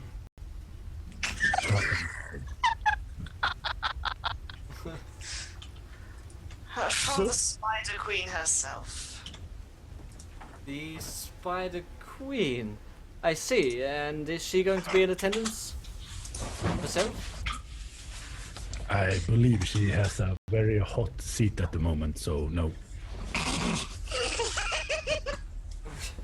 I see. Well, in that case, if you're coming in her stead, that's small and fine. And he like ticks it off and says, "If you would like to go through, I will find space for your mammoth somewhere. Preferably something to eat. Of course, there is food and drink inside, and feel free to make yourself at home within the palace." And he like presses a buzzer, and the gates just like open up, and the mammoth just about kind of fits through the giant gateway. Which is, Coming through. Yeah, I'll leave Volkart to drive. Nice. So Mammoth is just kind of like and heads on to okay then, job done. He is a lazy peon. And you let him go in, and you come up to the palace driveway itself. You're kind of in the courtyard area, and there's all sorts of different guests getting out of their carriage. Most of them are kind of hidden under umbrellas because it's raining, obviously. And you see up in his palace, there's this giant clock tower up in the center, which appears to be kind of like it's just tolling 10 at this point. You know, the time that you're arriving, and although you're probably you're fashionably late, let's say. Spartans wants to use his Patreon to give advances to Rachel for an extra off. Thanks so much, Spartans. It's very generous, my friend. Thanks for being a wonderful patron member. Thank you, man. Wonderful. So everyone's getting out. His guests are all like have servants with them, like a whole array of different servants. These are clearly from around the galaxy, some of the most rich and important folks around. And you are led up to the entrance hall as you do so, and there's actually another butler waiting here, and he announces everyone as they come in, and then he he's just kind of he's in the way for you getting through the door into this like ball which you can hear and see within. You can actually smell it from within as well. It smells like all these different foods and wines, and he says, may I have your invitations, please? Lucius. Yeah, I point to Decker. Decker points to Lucius. And Lucius once again respectfully hands the invitation down. He takes it. I mean, at this point you're off the mammoth. Yeah. So the mammoth is Still like handing it down. He's a tall dude. he's a tall guy. So yeah, he takes it and he says, "There's no names on here, just a party. Who shall I announce you as?" Representatives of the Spider Queen. And a name? I don't think that will be necessary. Very well. And then he kind of steps aside to let you in, and then everyone kind of looks as he announces each new person, and then he says, "Ladies and gentlemen, please welcome to the ball the representatives of the Spider Queen." And there's like some clapping and stuff like that, and there's certainly some like odd looks from people because like you're not the Spider Queen, so there's certainly some strange looks there. But you come in from the rain into this ball, which is in full swing at this point. There are people dancing, but they're dancing these kind of very Jane Austen style dances. So if you picture a scene from a Jane Austen book, and that's kind of about where you are. People are dancing. Everyone's wearing very nice dresses. They're no longer in masquerade as they were before in the ball of Tattered Fates before. Everyone's kind of faces are on display. Everyone's taking ridiculously expensive-looking drinks and food and hors d'oeuvres from different waiters who are going around and serving food. There are hundreds of people in here in the main kind of ballroom floor, and then around the ballroom floor there are different there are different kind of spaces for people to be seated. So if you're not dancing, you can sit down at a table and drink and eat and speak with everyone else. And then there's upper balconies leading upwards. So there's 2 staircases either side which lead upwards to a balcony which leads out onto a platform, which you can only assume looks out onto the environment, so you haven't actually seen it. But what's up, Ziggy Ziggs? Good to see you, man. I want to give my patron advantage to you, Will, to use as you wish. Oh, hello. All right then. Thanks so much, Touchpad. So That is dangerous. Touchpad, I thought I liked you. I mean, We were friends once. So you enter this ball, which is in full swing already as you enter, and you're looking for this man Marcus Volper, but you've got a whole lot of contacts around here. And in fact, Volkar, as you enter, you spot a figure whom you recognise. It is indeed Cynthia, the girl from Papa Grist's gambling place, who you was carry on flirting. Go on. particularly flirtatious with you, but she turned out to be kind of just the girl who gets everyone to spend money here. But she's here, and she's more beautiful than the day you first met her. She is wearing this very fine cut gown, which is dark red, like blood. And she's wearing this very nice, similarly matching lipstick, and she actually spots you. She smiles over, and she's wearing like a kind of like an eye mask kind of thing, which is like lace. And she's got her hair up in this like weird spindly thing. You're not quite sure how she did it, but it's pretty cool. And I mean, you're digging it. And she smiles as she looks over and sees you, and she just like saunters over, and she says, "Volkart, I didn't expect to see you again. Well, ever." I heard that you were having some management problems. Yes, indeed. After you spoke with Grist, it seems like he upped and died very suddenly. Very suddenly. Almost sad about it, but yeah. How have you been? She says, "Oh, I've been surviving. Yes, but it hasn't been easy. When you killed Grist, as I'm sure you did, you left me without a job. Let's So be now I'm here civil. trying to find some work." Oh, so what kind of angles are you using tonight? Do you have any good leads, maybe? She says, "Oh, you know me. I'm working the table, seeing who has what to offer." I'm scowling at Cynthia right now. She doesn't pay the slightest bit of attention to anyone I else in don't the care. room. It makes me feel better that I'm scowling at her. Okay, sure. And she says, "So, what is your business here, Volker? I didn't pin you for a man that would be turning up here tonight." Well, I am like you. I'm going for seeing the people that moves. Maybe find good connections still. I see. So, Hey, Vaughn. She says, "And will you be joining us on the blimp journey tonight?" the what now? Directly from nowhere. You thought he had everything sorted out. Yeah. No. She says, the blimp journey, you do have your ticket, right? Anyone will be going out on the blimp tonight. Around The blimp. quarters. The blub? The what? It's some old technology. It's old tech from back when Harlock was in power. It's like a Zeppelin. It Okay. runs on machines and power, the power of the Emperor, they say. And It's an airship. it's like an airship, like a big balloon. And everyone, like I say, who's anyone, will be there dining tonight, and the rest of these plebs will be staying here and, well, dancing away, but not getting anything really done. So I assume you do have your ticket, right? Well, of course, I have a ticket.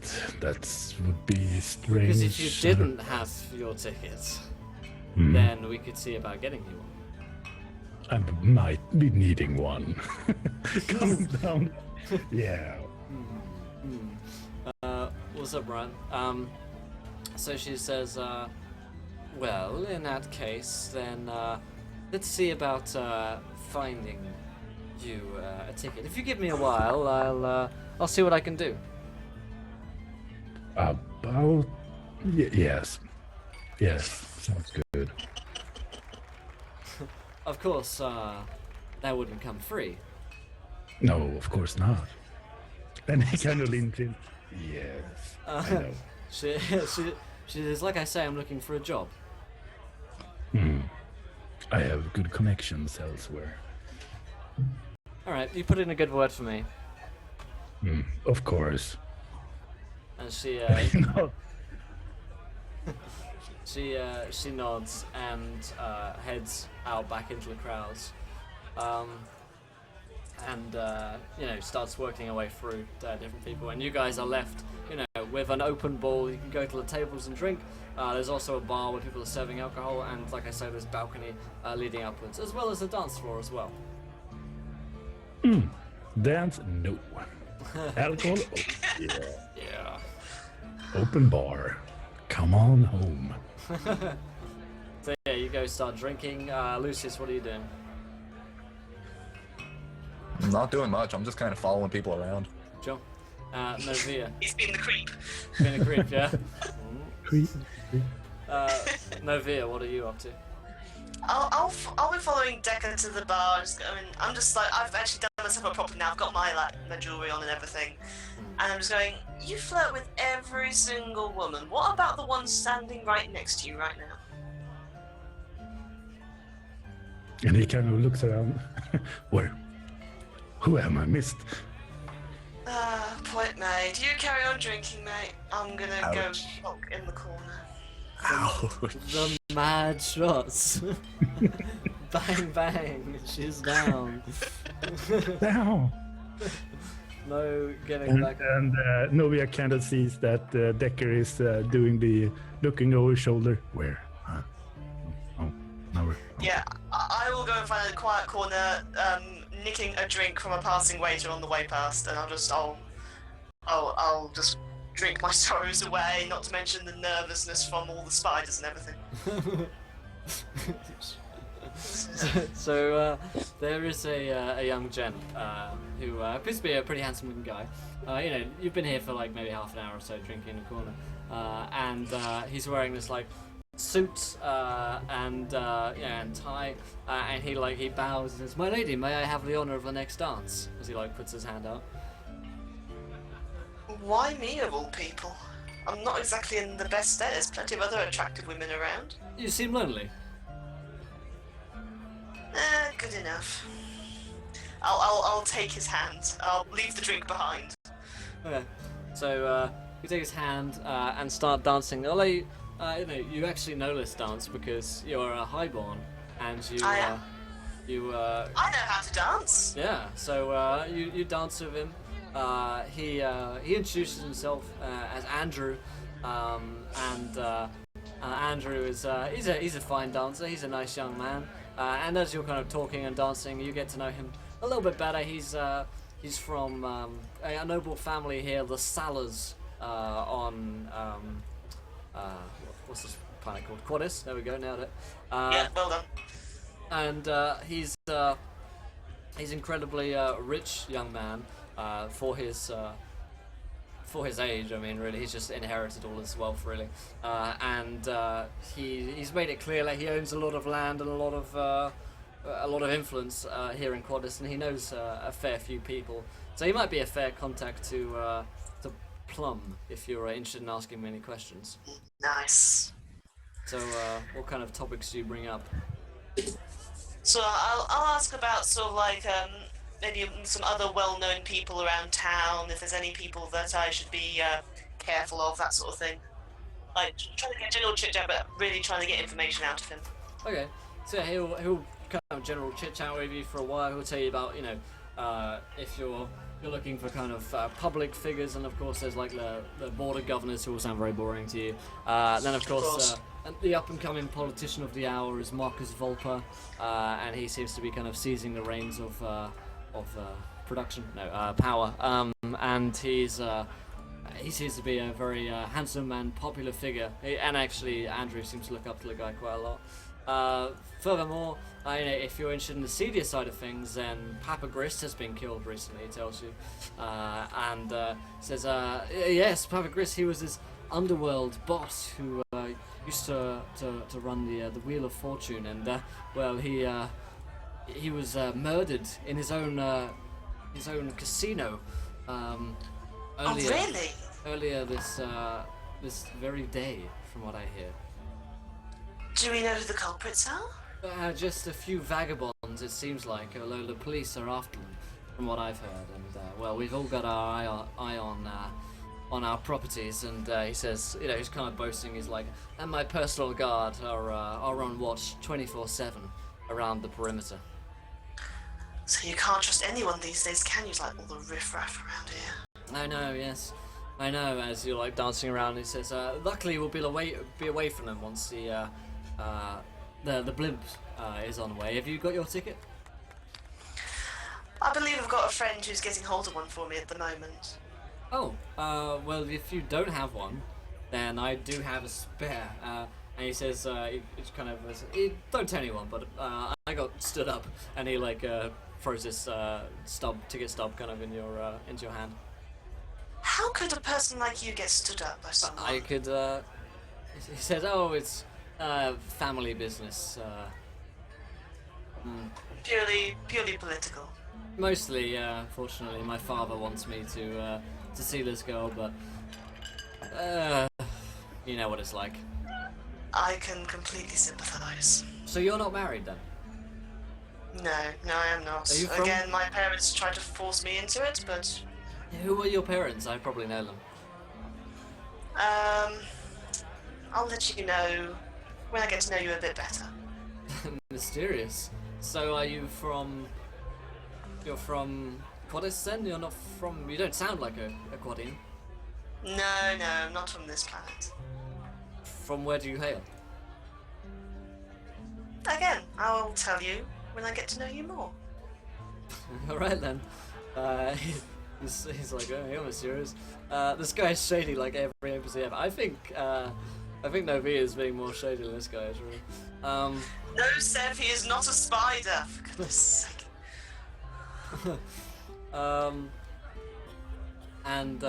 He continues to dance with you, and he's giving you this ticket, and he continues to mingle. So, Skagith, after a while of you drinking at the bar, are you doing anything in particular whilst you're doing the drinking? There are other patrons here at the bar, of course.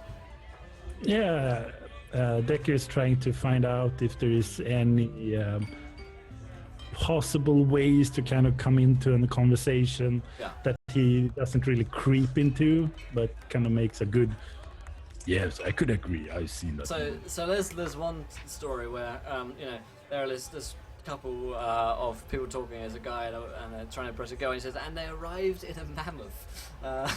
It was from what we saw. They didn't even have a carriage. They came in a mammoth from the circus. And she's like, no, really? That's and kind are of there marvelous. two women who are talking about it? There's a guy who's like telling the story, and the girl is like, no, really? So Decker kind of comes in this a little bit too close for their comfort, knowing that he's in their space. He looks at it. Are you alright, my dear fellow? What about mammoth? It needs permissions, slips, a whole lot of things to even ride it. Do you have that? Do you? Huh? Do you? And he's Wow, he's like He's like reacting like you're being prodded. He like kind of pushes you back, and he says, "I'm no peasant. I don't ride a mammoth." He's like clearly trying to show off for this girl. So from the cartridge or whatever shitty thing you're riding in, doesn't have a mammoth? Of course it doesn't. I don't need to. Think about it next year. It's been the new, but no, you want to do as everybody else. I don't care for those disgusting creatures. You will be. You will be. Mark my words. You'll like everybody else. So, yeah. Going up. He's like, why don't we take this outside then, friend? If you're so sure. It's like What? holding The himself up. rain? Kind of shoot him down a little bit. He says, if you're not man enough, then it's fine. Oh, if you want to lose in front of your whatever she is, he turns around back to him. She puts an arm on his hand on his arm, and she's like, you really don't have to do this, David. And he's like, don't worry about it. And he's like this young punk, you know. He's probably like just turned 20 or so. Okay, Like and Decker kind of leans into him and says, "I will kick you with one leg or the other," and puts up the leg on his chest. just comes out. The guy is like, what is wrong with you? Are you some kind of mutant? Huh? How's that? Do you really want one? He kind of shoves up his fist. Oh, did you want to go outside? Oh, did you want to go a one-on-one? Is that what you want? Wiggles a leg around. He's like, yes, I'll defeat any mutant scum. And he like, come on then. He like heads outside. He's like rolling up his sleeves, just doing it. And the girl is like, okay, please don't hurt him, mutant. Oh, we will talk later. He kind of waves off her. Alright, so you guys are outside, back out here in the torrid rain, which is pouring down. It's actually starting to storm just a little bit on the horizon as well. So he's out here. David's got his sleeves rolled up. He's like, come on then. He's like very kind of English gentleman kind of boxing style, Queensbury rules. You know the best way about the rain, though. What? That the blood from your face will pour down really fast. We'll see about that. And then he makes a swing from nowhere. From out Nowhere! of nowhere. So let's roll some initiative for that happening then. Queensbury rules, boys. So roll me initiative for that hours roll here, so then we'll just take. Roll 1d10 plus. He's going on an 11. God damn it. So Volkart on a 9. So he's going first. So he's going to actually sucker a punch round towards you. He's going to go for a left hook. And you immediately tell, like, the guy has clearly been taught, like, how to box. So it's clearly like a noble sport. He's not a total fool. I mean, he is mostly. But on a 57, however, you can block it however you like. Maybe with your extra arm, extra leg rather. You just kind of just goes into a leg instead, and he like recalls back. Shakes it off, and he thanks IG Ruin. Welcome, my friend, to the adventure. You, sir, are a gentleman and a scholar. Thank you for following. Thank you, sir. Praise be the Emperor. As that happens. So it's your turn, Volkart, as you're gonna fight this young punk here. Yeah, so Decker will go really dirty style with like a knee in the groin thing or something like that. I don't really see a way to do. So brawling. it's a weapon skill attack, yeah. So brawling weapon skill. It's also got to do with the banshee. Welcome to the adventure, my friend. You, sir, or lady, are a gentleman or woman and scholar. Welcome to the adventure. Because there might be like a banshee kind of pun, I wasn't too sure on that one. But welcome either way. So I will boy, use school, the thanks for following, man. So using the weapon skill, right? Yeah, using the weapon skill, and I give you a plus 20 on this one. Because you got three legs to go. Oh yeah, of course we're still going Firefly, you know us. Wasn't there 30 as I was aiming? Sure. If you want to take your first action to like, I know you can't aim with a weapon attack, so no. So you do miss. So you kind of swing around to go up and groin the guy, and he just kind of like twists out of your hold, and he's gonna go for a punch straight back with this time his right hook. He's gonna come back round and just kind of donkey punch you, for a whopping 72. So again, how do you block out of this kind of like punch going straight for your kind of straight for your nose? Really, he's trying to break your nose here. Yeah, he will parry. Decker will parry with the feet once again. So really keeping up with the strangeness here. Yeah, Literally dancing around him. Yeah. Yeah. You dance all the way. Very nice. So you can give me an attack roll, or tell me what you're doing on your turn here. Yeah, I will straight up try to hit him in the eye of some sort with a poke with the thumb. Nice. Yeah, go for a punch, but stick your thumb out a little bit. Yeah. Nice. And hello to Benzi as well. I'm gonna see with the modifier here. Come on, baby. Come That's on, so baby. close. That is so close, but so you go into just that kind of, you know, like punch with the thumb kind of thing to get in his eye or something. But at the last moment, he just like ducks under, and you just get the kind of you just sweep through his kind of his luscious locks as you go to punch him. But you do kind of like scrape some of the skin off his hair. You kind of like graze him, and you hear him kind of just wince. But he comes back round at you, and this time he's going to go for a similar kind of. He's going to go in for like a headlock, basically. He's going to try and bull rush you and kind of sweep you down onto your back. So he's just going to try and knock you over for a 3. So he does. So at this point in the fight, it won't bother with like damage rolls and stuff like that, because you know you're just basically like fisticuff fighting. But he just like barrels you over, and he's actually got more strength than you thought you might have. Whilst he is like a young guy, he's clearly athletic and pretty fit, and he just dives into you, and you're on the floor, and the rain is pouring down on your face, and he's over you, and he's just like coming down to slam down a fist into your face. So it is your turn. I think the thumb in your eyes is a pretty catchy thing, so Yeah, this will be good. we will go for it again.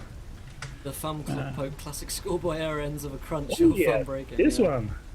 Oh yeah, that one's much more like it. So we'll say, you know, Volkart doesn't just have any thumb. Let's say he uses the toe of the Emperor.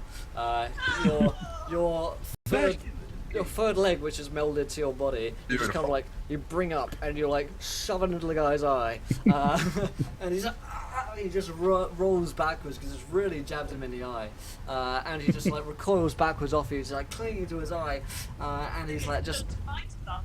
Yeah, he's just like holding his eye with his hand, and as he does that, whilst you're still on the floor, he's going to give you a kick, but he's like falling backwards, so he's going to give you a kick, which doesn't connect, unfortunately. He just kind of it hits you, but it doesn't really do anything. And it's your turn. You can get up and do whatever you want for this guy. He's like at this point, so you know you're going to be at an advantage when you hit him now.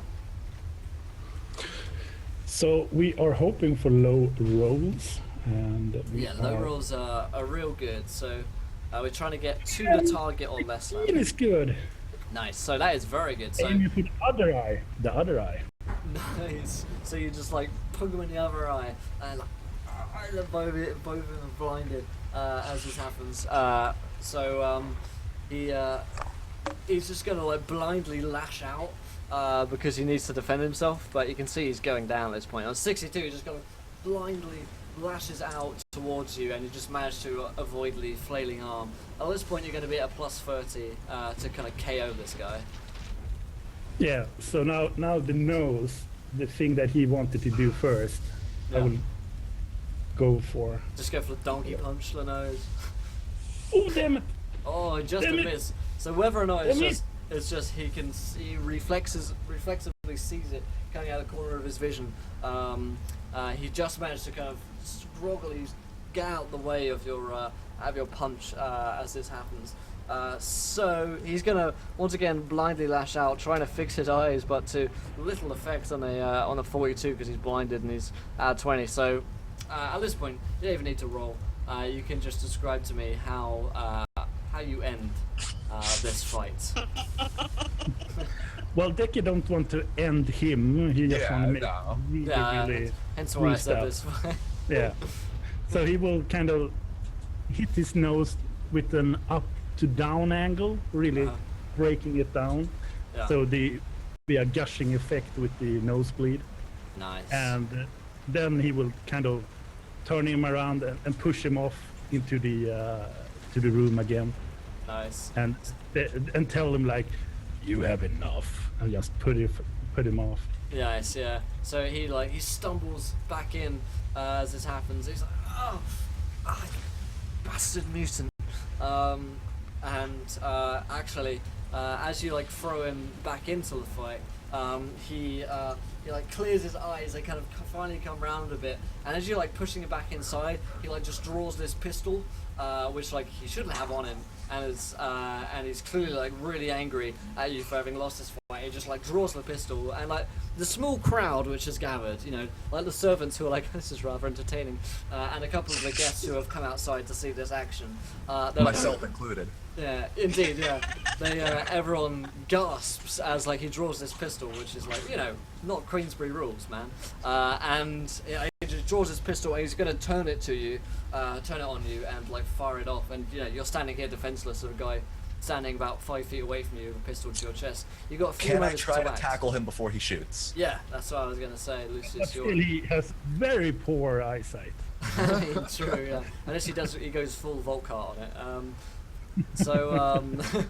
So Lucius, you want to roll me a weapon skill, and I'll give you a plus 30. You're coming at the guy from behind. He's also blinded, for the most part. And Oh, God. oh damn! So you barrel into the guy, but you kind of do the thing where you've just hugged his legs at this point. You just dive. I did the jump a little early. Yeah, you got too far. And you find yourself unable to get him. Volkart, you've got one action before these shots are going off.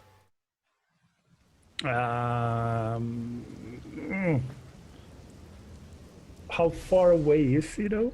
About 5 feet, he It's said. about 5 feet. Yeah, Bloodstone, we're in the 40,000th universe, so we're playing full sci-fi. These guns definitely do not like give a shit about the rain at this point. Yeah. So Volkart would try to do a small disarm movement, kind of Sure. trying to twitch his arm or something. Just kind of push the gun out of his face, out of his hand, maybe. Okay, that sounds. I'll make him like a reflex kind of save on this one. So I'll roll him, and I'll give him the advantage that touchpad gave me. So hopefully this can work. So 75 isn't good. So hopefully that was better. 10. There we go. Thanks, touchpad. So as this happens, you like try and bash it away, and he just like brings it back round. And it is indeed like it's not a las pistol, it's actually like it's like a shocked pistol. It's got a kind of standard issue noble kind of pistol, and he's going to shoot you. So let me just get this tweet out here. And But wasn't that the 70 the reflex on him, and he should have been missing? No. So he's gonna nice try though. He's gonna shoot you twice, and he's just like, you see this rage in his eyes. He shoots you for a 6, and he shoots you for a 39, and a 39's a hit. This guy is standing 5 feet away from you, and he's well trained in using his pistols. So you're gonna take 2 shots. Touchpad says he lives to serve.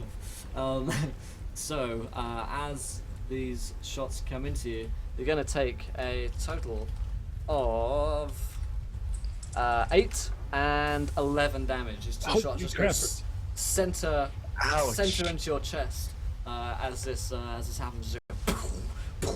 And immediately as this happens, as he takes these 2 shots, Lucius, you can take this guy down at this point. He's not gonna resist. So you can like take him down. Guards rush to take the guy down. are you still standing at this point, Skagoth? Yeah, I kind of effed my wounds and stuff up. How do you see the totals I got? Okay, so the total you have, let's go on your character sheet here. Down the bottom somewhere is where wounds are. So you should have total wounds, and then you should have current and critical damage. Yeah, I effed that one up.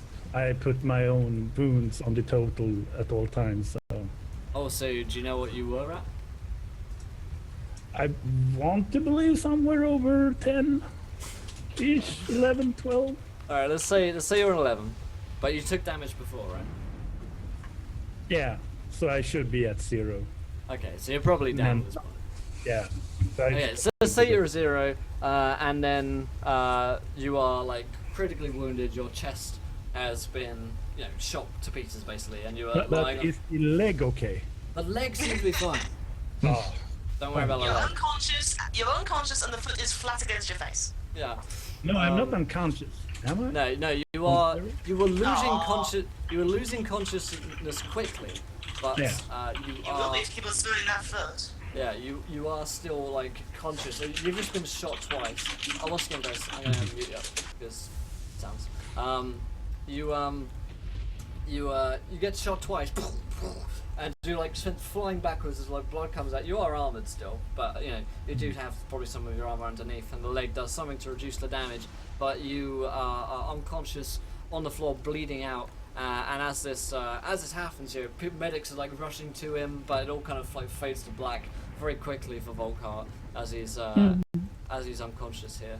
And you guys see, I mean, Rachel, Novia would probably run out with the rest of the nobles at this point. To hear Yeah. gunshots. I've been sitting there watching the whole time. I find this quite entertaining. Okay, well, your Kick friend. his ass until it put up a leg. If Decker's gonna keep on ignoring me, I'm just gonna sit and watch. And watch him die. Yes, you see these 2 bullets go into him, and he doesn't seem to be having a very good time. The medics rush to his side, however, so it looks like hopefully he could survive this. But you honestly don't know at this point, because he's just been shot point blank with 2 slugs in the chest. But Volkar is taken inside the palace to like the medic wing, and no one else is kind of let inside. They're just going to be operating on him for a bit. The only thing that Decker is saying, mind the leg, anything else but the leg. Oh, God. So, you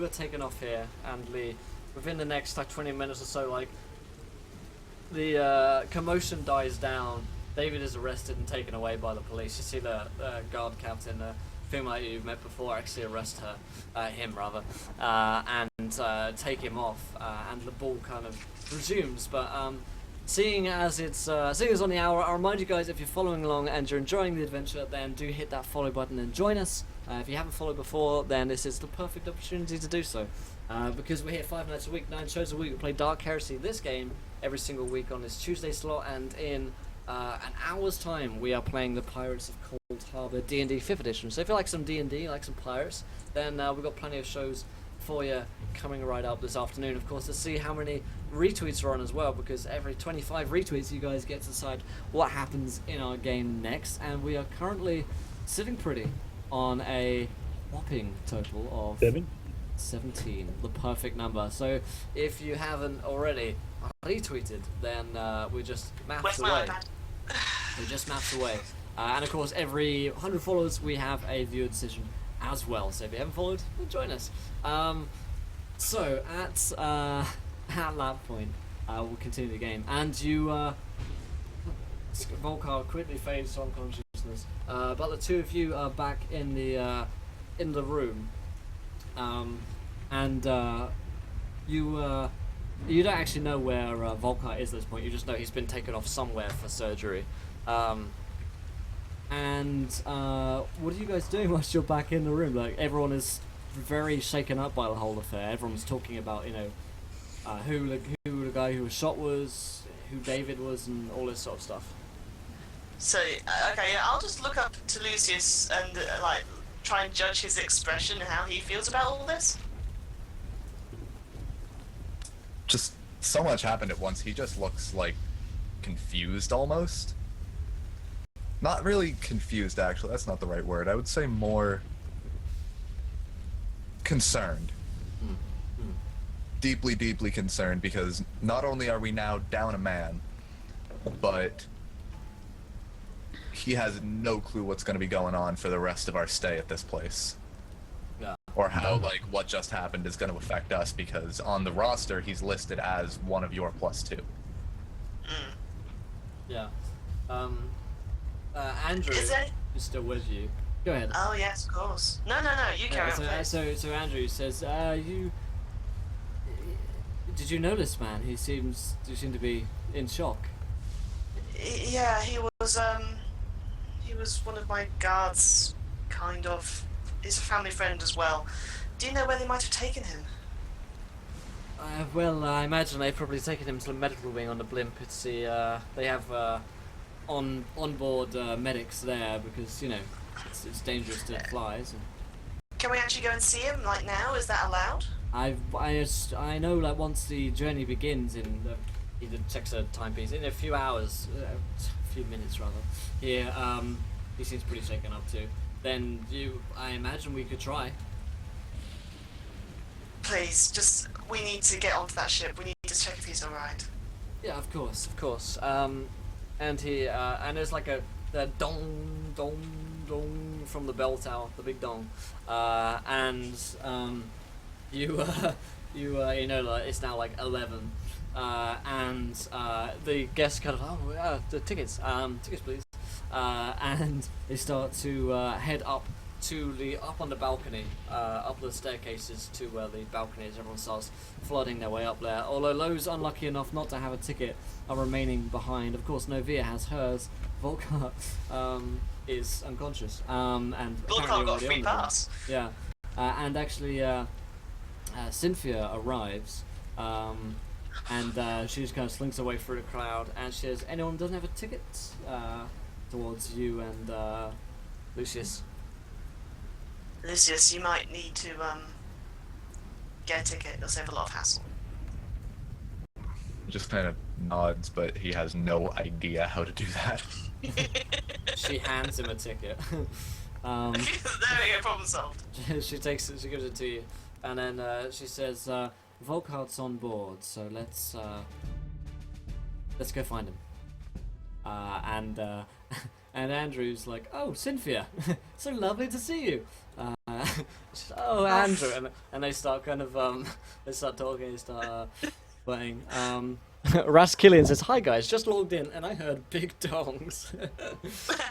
Welcome, Raskillian, get used to it, my friend. If you are new, my friend, feel free to ask any questions that you have about the stream, and I'm sure there's plenty of catching up that we can give you. Any questions that you have, feel free to ask, and we'll do our best to answer them. And of course, if you're new as well, then hit that follow button and join us. So he starts talking to Cynthia and leads you off back up to this blimp. And as you come up the balcony, up the staircases to the balcony of all these other nobles, there is a man who looks just like Harrison Ford, who is taking tickets for the blimp.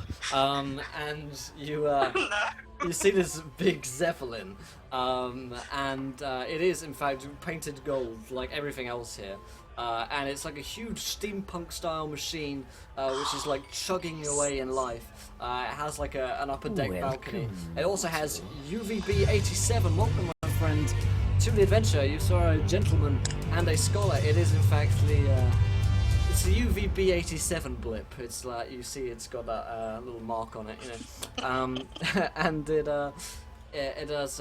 It's a pretty magnificent machine. It's one of the oldest pieces of tech that you've seen, which is still in work, because all the technology that you would have used is like high tech stuff, and pretty futuristic. Whereas this is much more steampunky.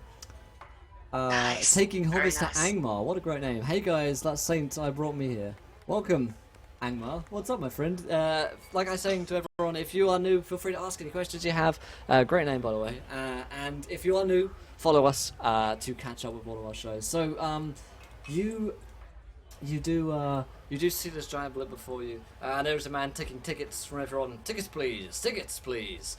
and you see him throw a guy over the side.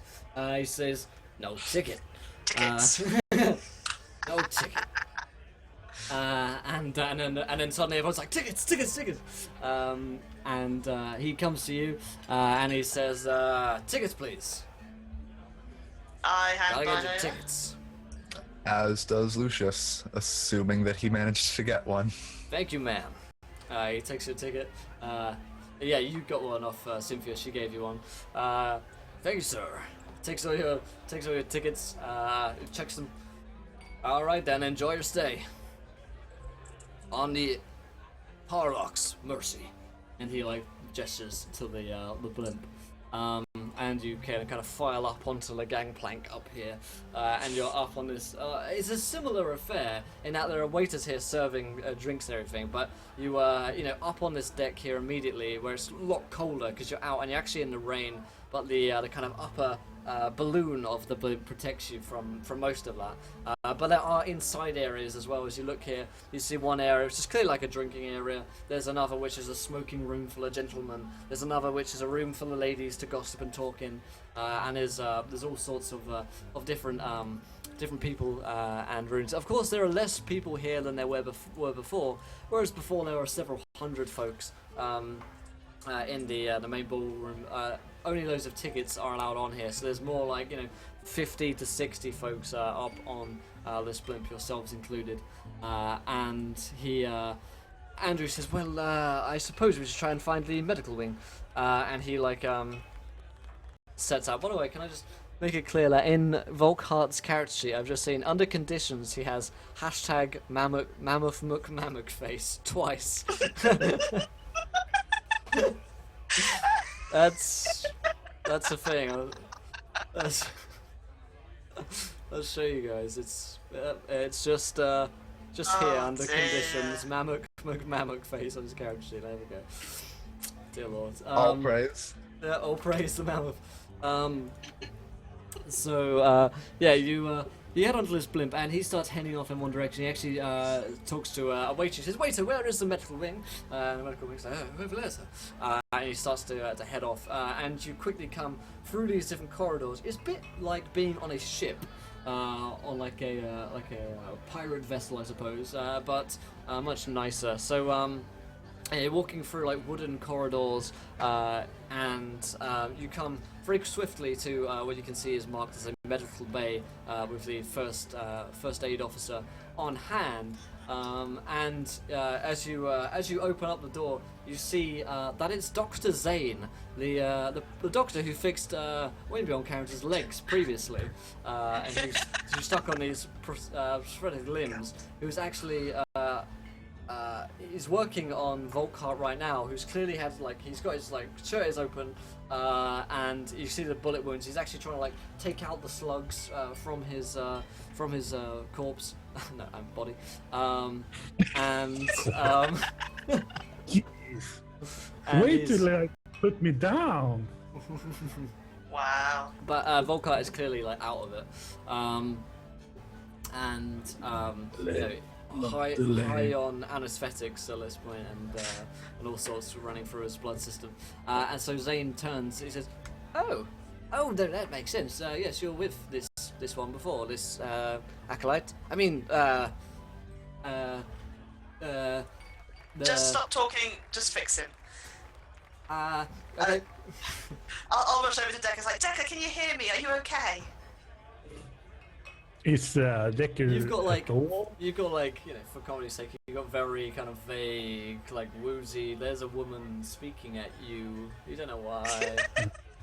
Oh, She probably likes you. Decker is kind of leaning into the character rather than face or something. Yeah. Hello. oh, well, you don't remember who I am then. Yep, he's fine. Carry on trying to fix him. Yes, he seems to have all of his.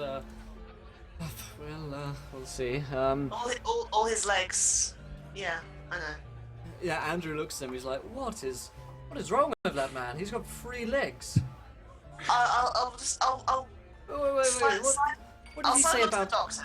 What I'll did slide he? on to the doctor. It's like, can you surgically remove that leg on his chest? Just Is while it- he's out of it. He says, I fear if I did, it would kill the man.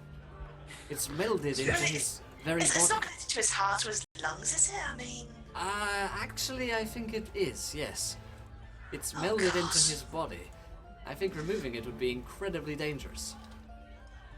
Right, fine, leave it. Just... Yeah, okay. But Andrew's like clearly like freaking out. He's like, wait, what did he say about acolytes? Why has he got 3 legs? This is all very odd. And Cynthia is actually just standing in the corner. She's just smiling. She's not like, she's not like, this is like fucking weird. Like you should be, you know. I take Andrew to one side for a moment. It's alright. Ignore the doctor. We've spoken to him before. He's a little out of it. Who are you? I don't feel like you've told me anything really since I've met you. And you've been nothing but mysterious. I'd like to know who you are. I thought men liked mysterious women. Well, at a certain point, but when they have friends with 3 legs, You Cool. say friends. called acolytes, then I think I need to know what's going on here. I think I deserve that much, don't I? Novia, thought you loved me. Can you keep a secret? Yes, of course. No, I mean a proper secret. Yes. Okay, we're hunting down heretics. What? I think you can figure out the rest. You hunting down her... So you're... Inquisition? You caught on fast. He pales, you know, he like visibly pales a little at this. It's like, don't worry, we're not after you. I should probably go. No, you shouldn't. You're an inquisitor. Mm. You're not an inquisitor. You're just working for him, maybe. There we go. He's the inquisitor. That's why he has 3 legs. No. None of us are inquisitors. I actually just I've pushed him against the wall, just hold him there just to try and wait until he calms down. None of us are inquisitors. I can promise that. But what are you doing here, Lem? There aren't any heretics on Quaddis. You sure? I've never met anyone that's a heretic. Or heard about any heresy. Yeah. We're all Emperor's servants here. Okay, yeah, I'm just inclined to believe that. What about that politician you mentioned earlier? Volpa? Marcus? There you go. No, he wouldn't be, that's ridiculous.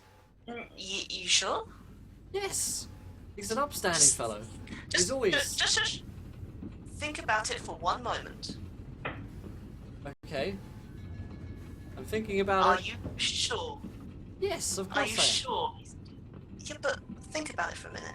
All this power that he's got, do you think he got that legally? Without hurt, without crime? Yes, I do.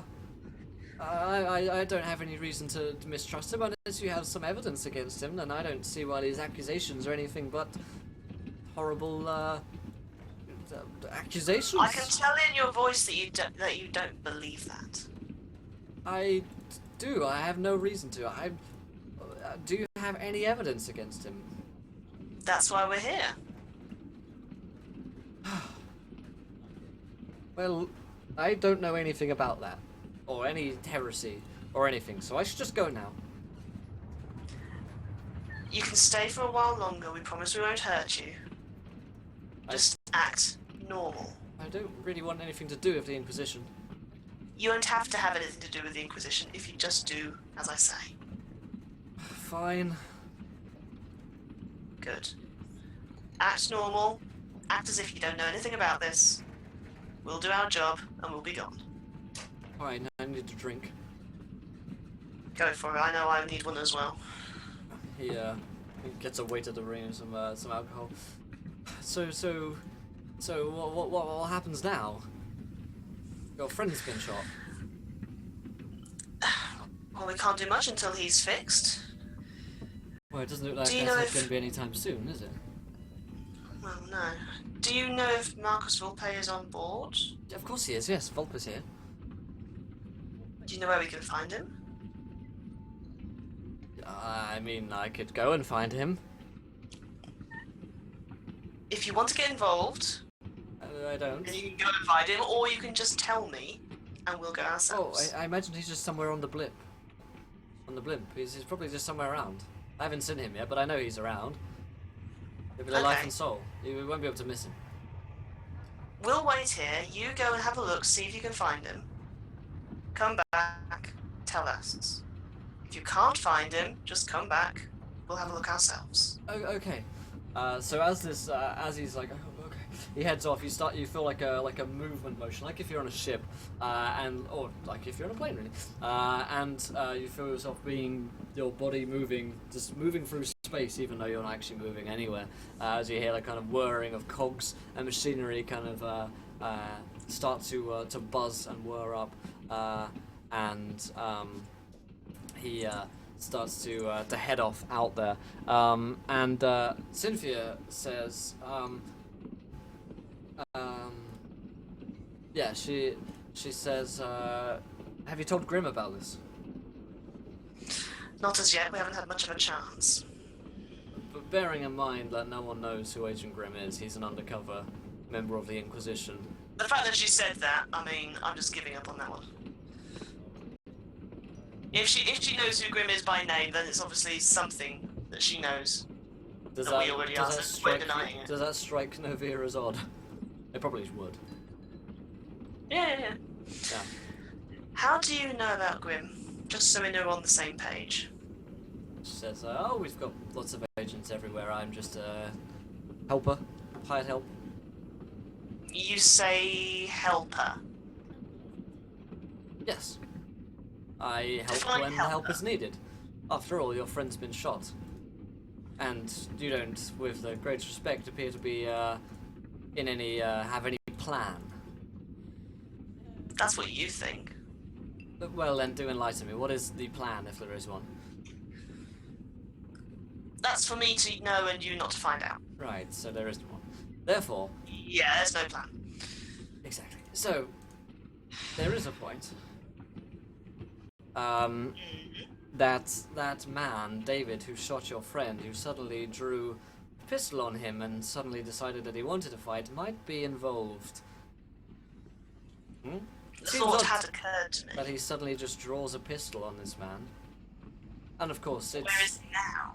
it's almost certainly known to Volper that you are members of the Inquisition at this point. You've hardly been subtle about any of your actions. It's not for the want of trying. Where is this man that shot? Well, he's been taken away by the police, but of course, the police don't really hold much sway over us. He's in the next room. I can imagine that. What, he's on board? I had him brought in for questioning. Thank you. I'm here to help. Okay, I'm gonna look up to Lucius, like, you've been very quiet, have you got any ideas? Interrogate. It's about all I can think of. Lucius, Sounds you like seem you like might be good at that sort of thing. yes, you seem like a man who might be able to extract some information. Follow me. And she heads into the next room and opens the door for you. And on tied to a chair is this man David. This young man David. He's got a kind of flop of black hair, kind of greased back, and he's got this kind of marks of bruises all over him. His eyes are clearly bloodshot. He's tied to this chair. He's actually gagged at this point as well, so he's just as you come in the room. And she closes the door and says, "Have fun, boys," and closes it. Okay, first thing I'll do is I'll walk behind him and I'll just rip off the gag, not worrying about hurting him, of course. Are you coming in as well? Are you? Okay, cool. So, Yeah, I will be. I'm on the watch. okay. So you rip off the gag and spits out. Who are you people? Lucius, he's all yours. Alright. He I'm assuming that there's a cup of water on the table or something. Yeah, oh yeah. Yeah, he just takes a quick sip of that and clears his throat a little bit. Who we are is not of importance to you as of yet. What's important right now is that you just answer the questions that we ask. I'm not going to tell you anything, not until you let me out of here and you let me speak to my father. Well, then I suppose you'll be here for quite a while then, won't you? Did you know who my father is? He's a I very... don't care who your father is. Do you know who my father is? I doubt you even have one, you mongrel. You're lost then. He says, my father is a very important man. He's going to be incredibly angry when he hears of what's happened to me. But if you let me go... If you let me go now, I'll see that he is kind. I wish I could only promise you the same from the army of men that my father commands. Not even a Quadian. Don't need to be. And he just kind of takes another sip of the water and puts it down calmly before looking this man dead in the eye, and Yeah. before letting him say anything else, just says, our information tells us that you have quite a lot of information that you should not have and that we should. I know many things. Yes, I'm sure you do. Well, what you're going to tell us, at cost of potentially your own life or your so dearly respected father's life, is anything we ask you at this point. You do not have a say in this matter. You are at our mercy. Do you understand? He just smirks, arrogantly.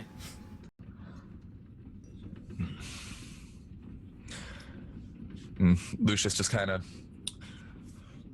glances over to where Novia is sitting and pretty much like, without saying anything, asks her what the most important questions would be to ask. Okay, at this point, she'll step forward. Tell us what you know about Marcus Volpe. Marcus, Everything you know. he's a very important politician. Try a He's bit far more harder. important than any of you, and I'm sure when he hears about this, he'll have you all arrested and executed. Lucius kind of stifles a chuckle. He won't hear about this until he gives us the answers that we want, and by that point it will be too late. I ask again. Tell us what you know about Marcus Volpe.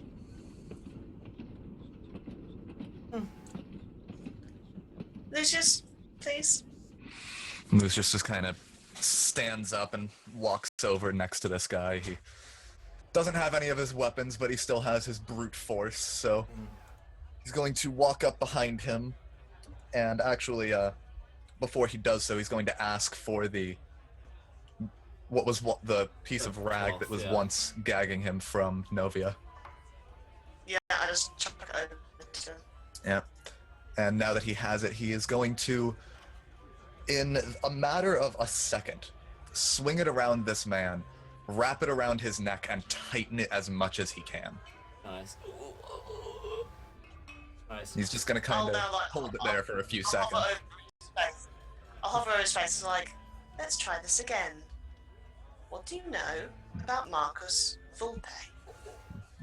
Loosens it up just enough for the guy to talk. I'm not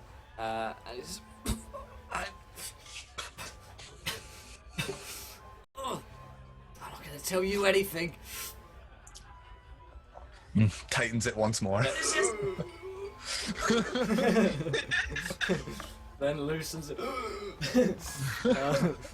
And he's like, they'll kill me. Give us the answers we want. We won't need to. They'll kill me. Up to you, one way or the other. We'll get the answers we want. He says, you don't understand. It'll be worse Try. with them. At least this will be quick. Give us the Lucius answers we laughs. want. Wait. Lucius, control yourself. You give us the answers we want. We'll make it quick and as painless as possible. No. I don't think the other people can vouch for that. It's not worth it. Not in this life What or would the be? next. Telling you anything. They have ways to find me even when I'm dead. Who is this they? He shakes his head. Just do it. Come on. Give us the answers.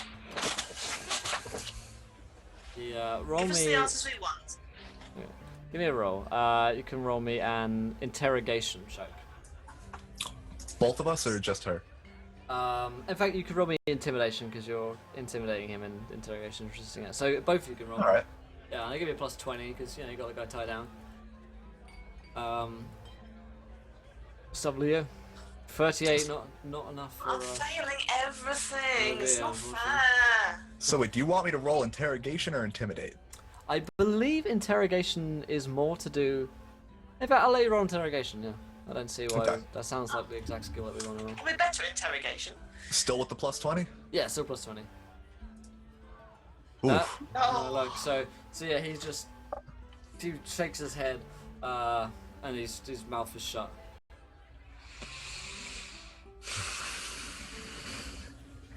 Why are you so determined not to give us the answers we want? I've told you why. Not good enough. I'm more afraid of them than I'm afraid of you. How are they gonna hunt you down when you're dead? You won't feel anything when you're dead. You don't know. You really don't know at all, do you? You've got no idea. Try and explain then, and maybe I might. Welcome. It's all got to do with Leo the Mofo Lion. What's up, my friend? Welcome to the adventure. You, sir, are a gentleman and a scholar. Well, that's Thanks all the for- moment. Leo the mate. Mofo Lion is the code name of the Yeah. man in charge. Yeah. We call him Leo the Mofo Lion. Hear him roar.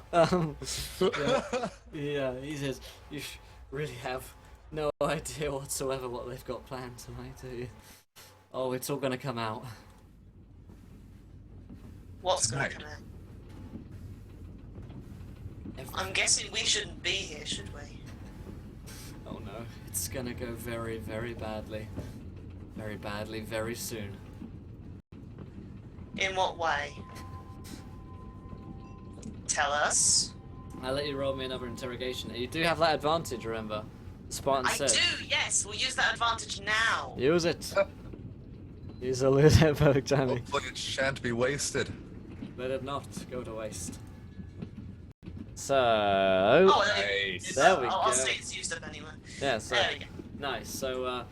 So you managed to kind of punch it around a bit more. You go for a few more kind of goes of that, and then he says, "You have until midnight. When the bell tolls midnight, Harlock's legacy will be fulfilled." That doesn't sound good. I don't know the details. They haven't told me much. All I was told was that I had to get rid of some of you. Because you've been interfering with Volpa and his ways. And I managed That's to do our it. job. And for that, I will be rewarded. In this life or With the what? next, I will be You rewarded. believe? You believe in another life after this? I know, I have sinned. I have seen what is beyond. What lies out there you have not yet seen. The depths to which Volpa will go. You have but under an hour left until the legacy is fulfilled. And you will be doomed. Everyone on this blimp, everyone on Quadis. Except for those of us who believe. Lucius just kind of grabs his head and slams it down into the table. Yeah. What are they going to be doing? He's like something in his snaps, something in this guy is like broken at this point. Whether it's not like he just hasn't had enough oxygen to his brain and he's just been beaten over and over. He's just like laughing. He's just like, oh, you will see, you will see. Starts to hyperventilate. Yeah. If you believe in their cause so dearly, you wouldn't be hesitant to tell us. Clearly you have doubts. See, you will see. See.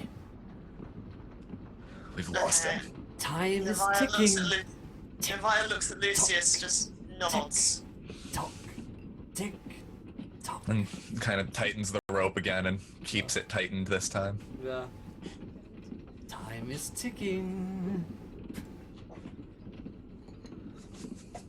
At which point, Cynthia opens the door. Oh! He seems to have gone completely insane. Good work. Have you managed to extract anything from him? All that we know is that something is going to be happening at midnight. Midnight. And it's not a good thing. Shit. Yeah. Said that somebody's legacy would be fulfilled. Something. Herlock's legacy. Wait. Legacy. Harlock. This is Harlock's old ship. The Golden Palace was Harlock's old palace. We're on his ship right now, and there was all that rumors and stuff about how he had a pact with something from the warp, and all this talk about legacy sounds rather reminiscent of that, right? Yeah, just a bit. She looks The at her idea timepiece. is quick. We have 45 minutes until it strikes midnight. And we Let's have find no Marcus idea. Volpe. And we have no idea what this legacy is, what happens at midnight, or how to stop it from happening. Marcus Volpe is the key to this answer. He seems like the key piece to this puzzle. We need to look into the legacy some more before we do anything, though. Do you have your data slates on you, or any information on this legacy?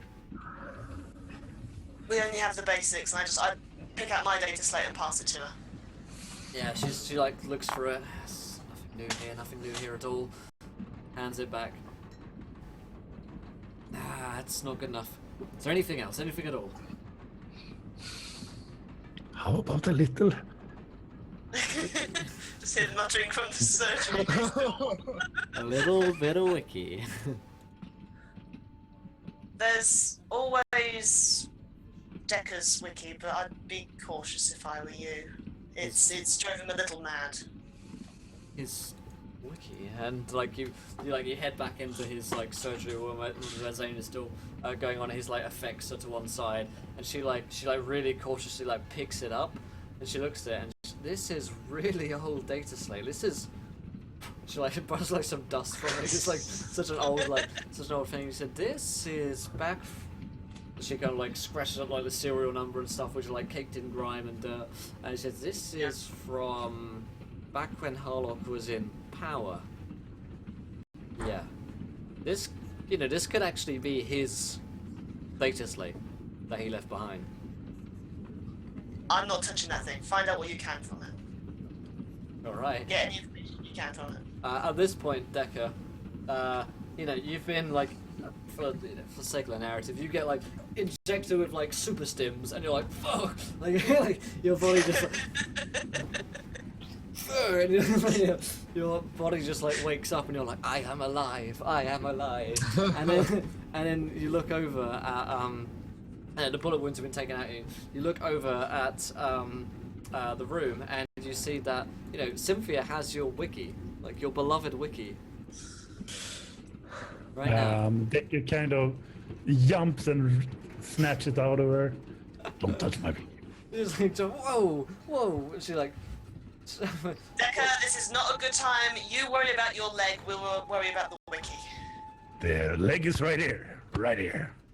It won't be for long if you don't give us the wiki. We need it. Dr. Zane says he's stable, but he might not survive long if he's running around for too much. So please, Won't Mr. survive very long if he carries on like this with me. Pass me the wiki. Mr. Decker, please be careful. And What Cynthia are says you gonna it's. do with the, She wiki? says you can look into it, but look, we have until midnight to figure out what's happening. Something very bad is going to happen at midnight. We've got 45 minutes to sort it out. It's got to do with the Harlock prophecy or legacy or something happening, and that data slate could have been Harlock's own. It's really old, Could it and be does it have he any information on it? died in a blip or something, like resurrected whatever he'd done before? We don't know. Could you have a look at the wiki for us? Or I will have a look at it for you. I'll just bend down to Decker's level. It's like, go on. You know you want to. Show us how good you are at it. God damn it. Gotcha. So he kind of sips through the wikis. The old. The old The wiki. old Roll me category. that willpower check at plus 10%. As you must when you read the wiki of Doom. The good wiki. The good wiki, right, there's nothing wrong with it. Nothing weird. Good wiki. Yeah. Oh, yeah. Very good wiki. Very good wiki indeed. Very good. So, as you flick through, it's different pages. Jumping from page to page, link to link. You draw up a one on the Harlock legacy, and you actually bring up one it's actually like some old notes that someone's written on it. It's like in an old notepad document, which you managed to bring up when you do like a Google search for it in a wiki, and you search the drive C for Harlock legacy, and you come up with this, and you come up with these notes, it's all about like the conjunction of midnight, and it's about the conjunction of the Quadis's 4 suns, which are up, which are gonna eclipse on the midnight of this day, X many years after Harlock's death, which is, just so happens to be today, and the suns are going to eclipse, and Harlock will be reborn, and whatever Harlock was at the end of by the time he was writing this, and whatever, if there was some kind of pact with a demon or a devil, or just something from outside of the warp, the conjunction of the suns has got a lot to do with it, and also there will be Strange coincidence. yeah, indeed, yeah, and there will be a tolling at midnight, and there will be a toll of bloods taken at midnight as well. So with that information in mind, does Decker kind of conclude that everybody on this blimp will be a sacrifice? That could well be your assumption, yeah. Everyone here So- is a sacred cow to be killed. Yeah, so Decker kind of reveals the ideas he has and says that There should be like a bomb or something detonating everything. Okay, to Mrs. Okay, well, it's obviously very explosive. We're in an airship. Where would the best place be to put a bomb? In The tank. the top of it, because then the air goes and then it'll crash to ground and die, or maybe in the belly of it. That's not much help. That's two opposite sides. Okay, we need to think of a better way of sorting this out. Or we split up. Or we split up. We've got one I'll chance go at with this. her, and he points at Cynthia. And we go that way. We've got Decker, you were hitting on me earlier, don't you remember? enough. We've got one chance at course. this. So we split up. Alright, We'll head below. Lucius, You head above. I'd be like, hi. Lucius, you come with me. We'll sort this out. Hey, and she looks at like her timepiece. She says, "We've got 30 minutes. Let's run." And then as you guys like run out of the building, out of the little room that you're in, as like Volkart high on like all these drugs. Could they get like a hospital cash? Gown, yeah. Oh, you got one of those kids like. Because you're waddling on, yeah. You've got like a hospital gown, and like we see like the last shot is we see the gown, and of course he's like completely revealed from behind as we see you're just running away. The two cheeks of Volkart running below into the depths of the ship, and on that bombshell is where we're going to end tonight's episode of Dark Heresy Tattered Fates. So hopefully you guys enjoyed it. If you did enjoy that, let us know in chat what you thought about tonight's session, about the spiders, about the blimp, about the boxing fight, and everything else. So 2 cheeks, 3 legs, yeah.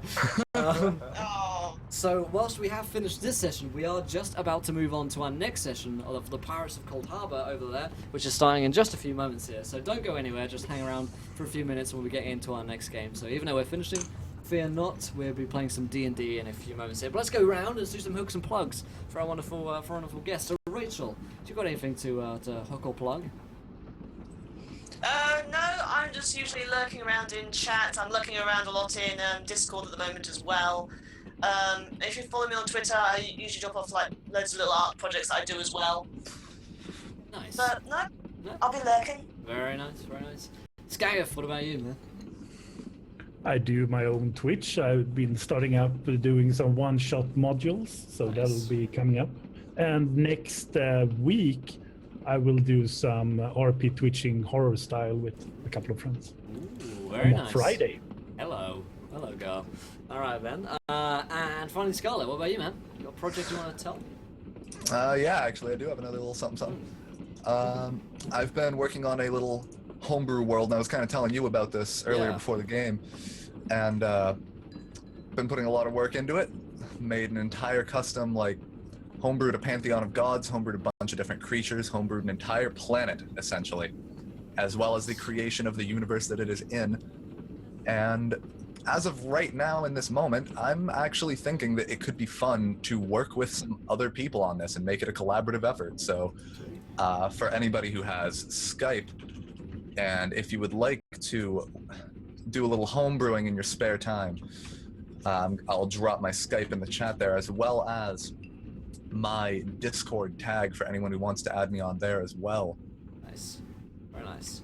Awesome. You're going to Also, be bombarded with ideas. You won't know what to do with yourself. actually, if You you're say not, that as if it's a bad thing. if you're not in our Discord already, dude, you should join in because there's a bunch of people you can easily get in touch with folks in our Discord there. Oh, yeah. D&D and stuff. So Loads of people in there have got ideas. yeah, they've got some Yeah. some great I ideas. have just a small one that I can take, like a tidbit from here. That is a race that will start with one leg coming up. It's uncertain what it will be used for, but maybe there is a thing that we can use, maybe in your homebrew No. world. The whole no. Just no. I don't know, it Just- sounds kind of interesting. Yeah, I mean, Sounds like it, The points. I think the Just no. the spider race called La Rachel's pretty good. But we're gonna be back, guys. We're gonna head off here, and we're gonna go on like about a 7-minute countdown, and we'll be back with the Pirates of Cold Harbor. So don't go anywhere. We'll see you guys very soon, and we'll see this crew again next week for what might end up being the finale of this this tale here. So we'll see you guys very soon. Take care, chat. Bye. Goodbye.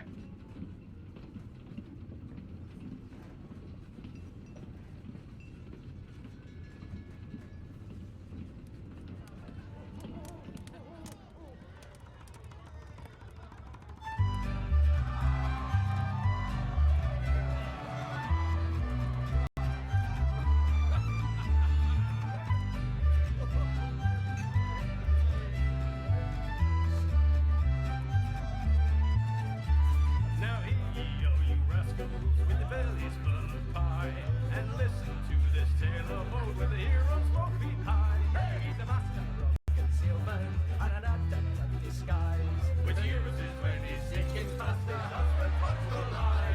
He's slain many a villain, be a dragon, buff or wizard.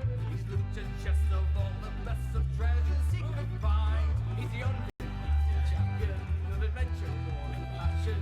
And he sings this song as he goes along with a fiddle and a pipe.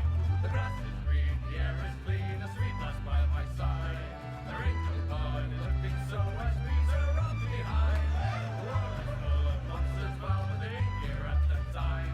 So let your roast propose a toast to these drunken friends of mine. A hero journeyed far and wide, but in riches, gold and magic. But he never found his true love song, and it made him sad in time. All right, guys, we're gonna sing in just a few minutes here, so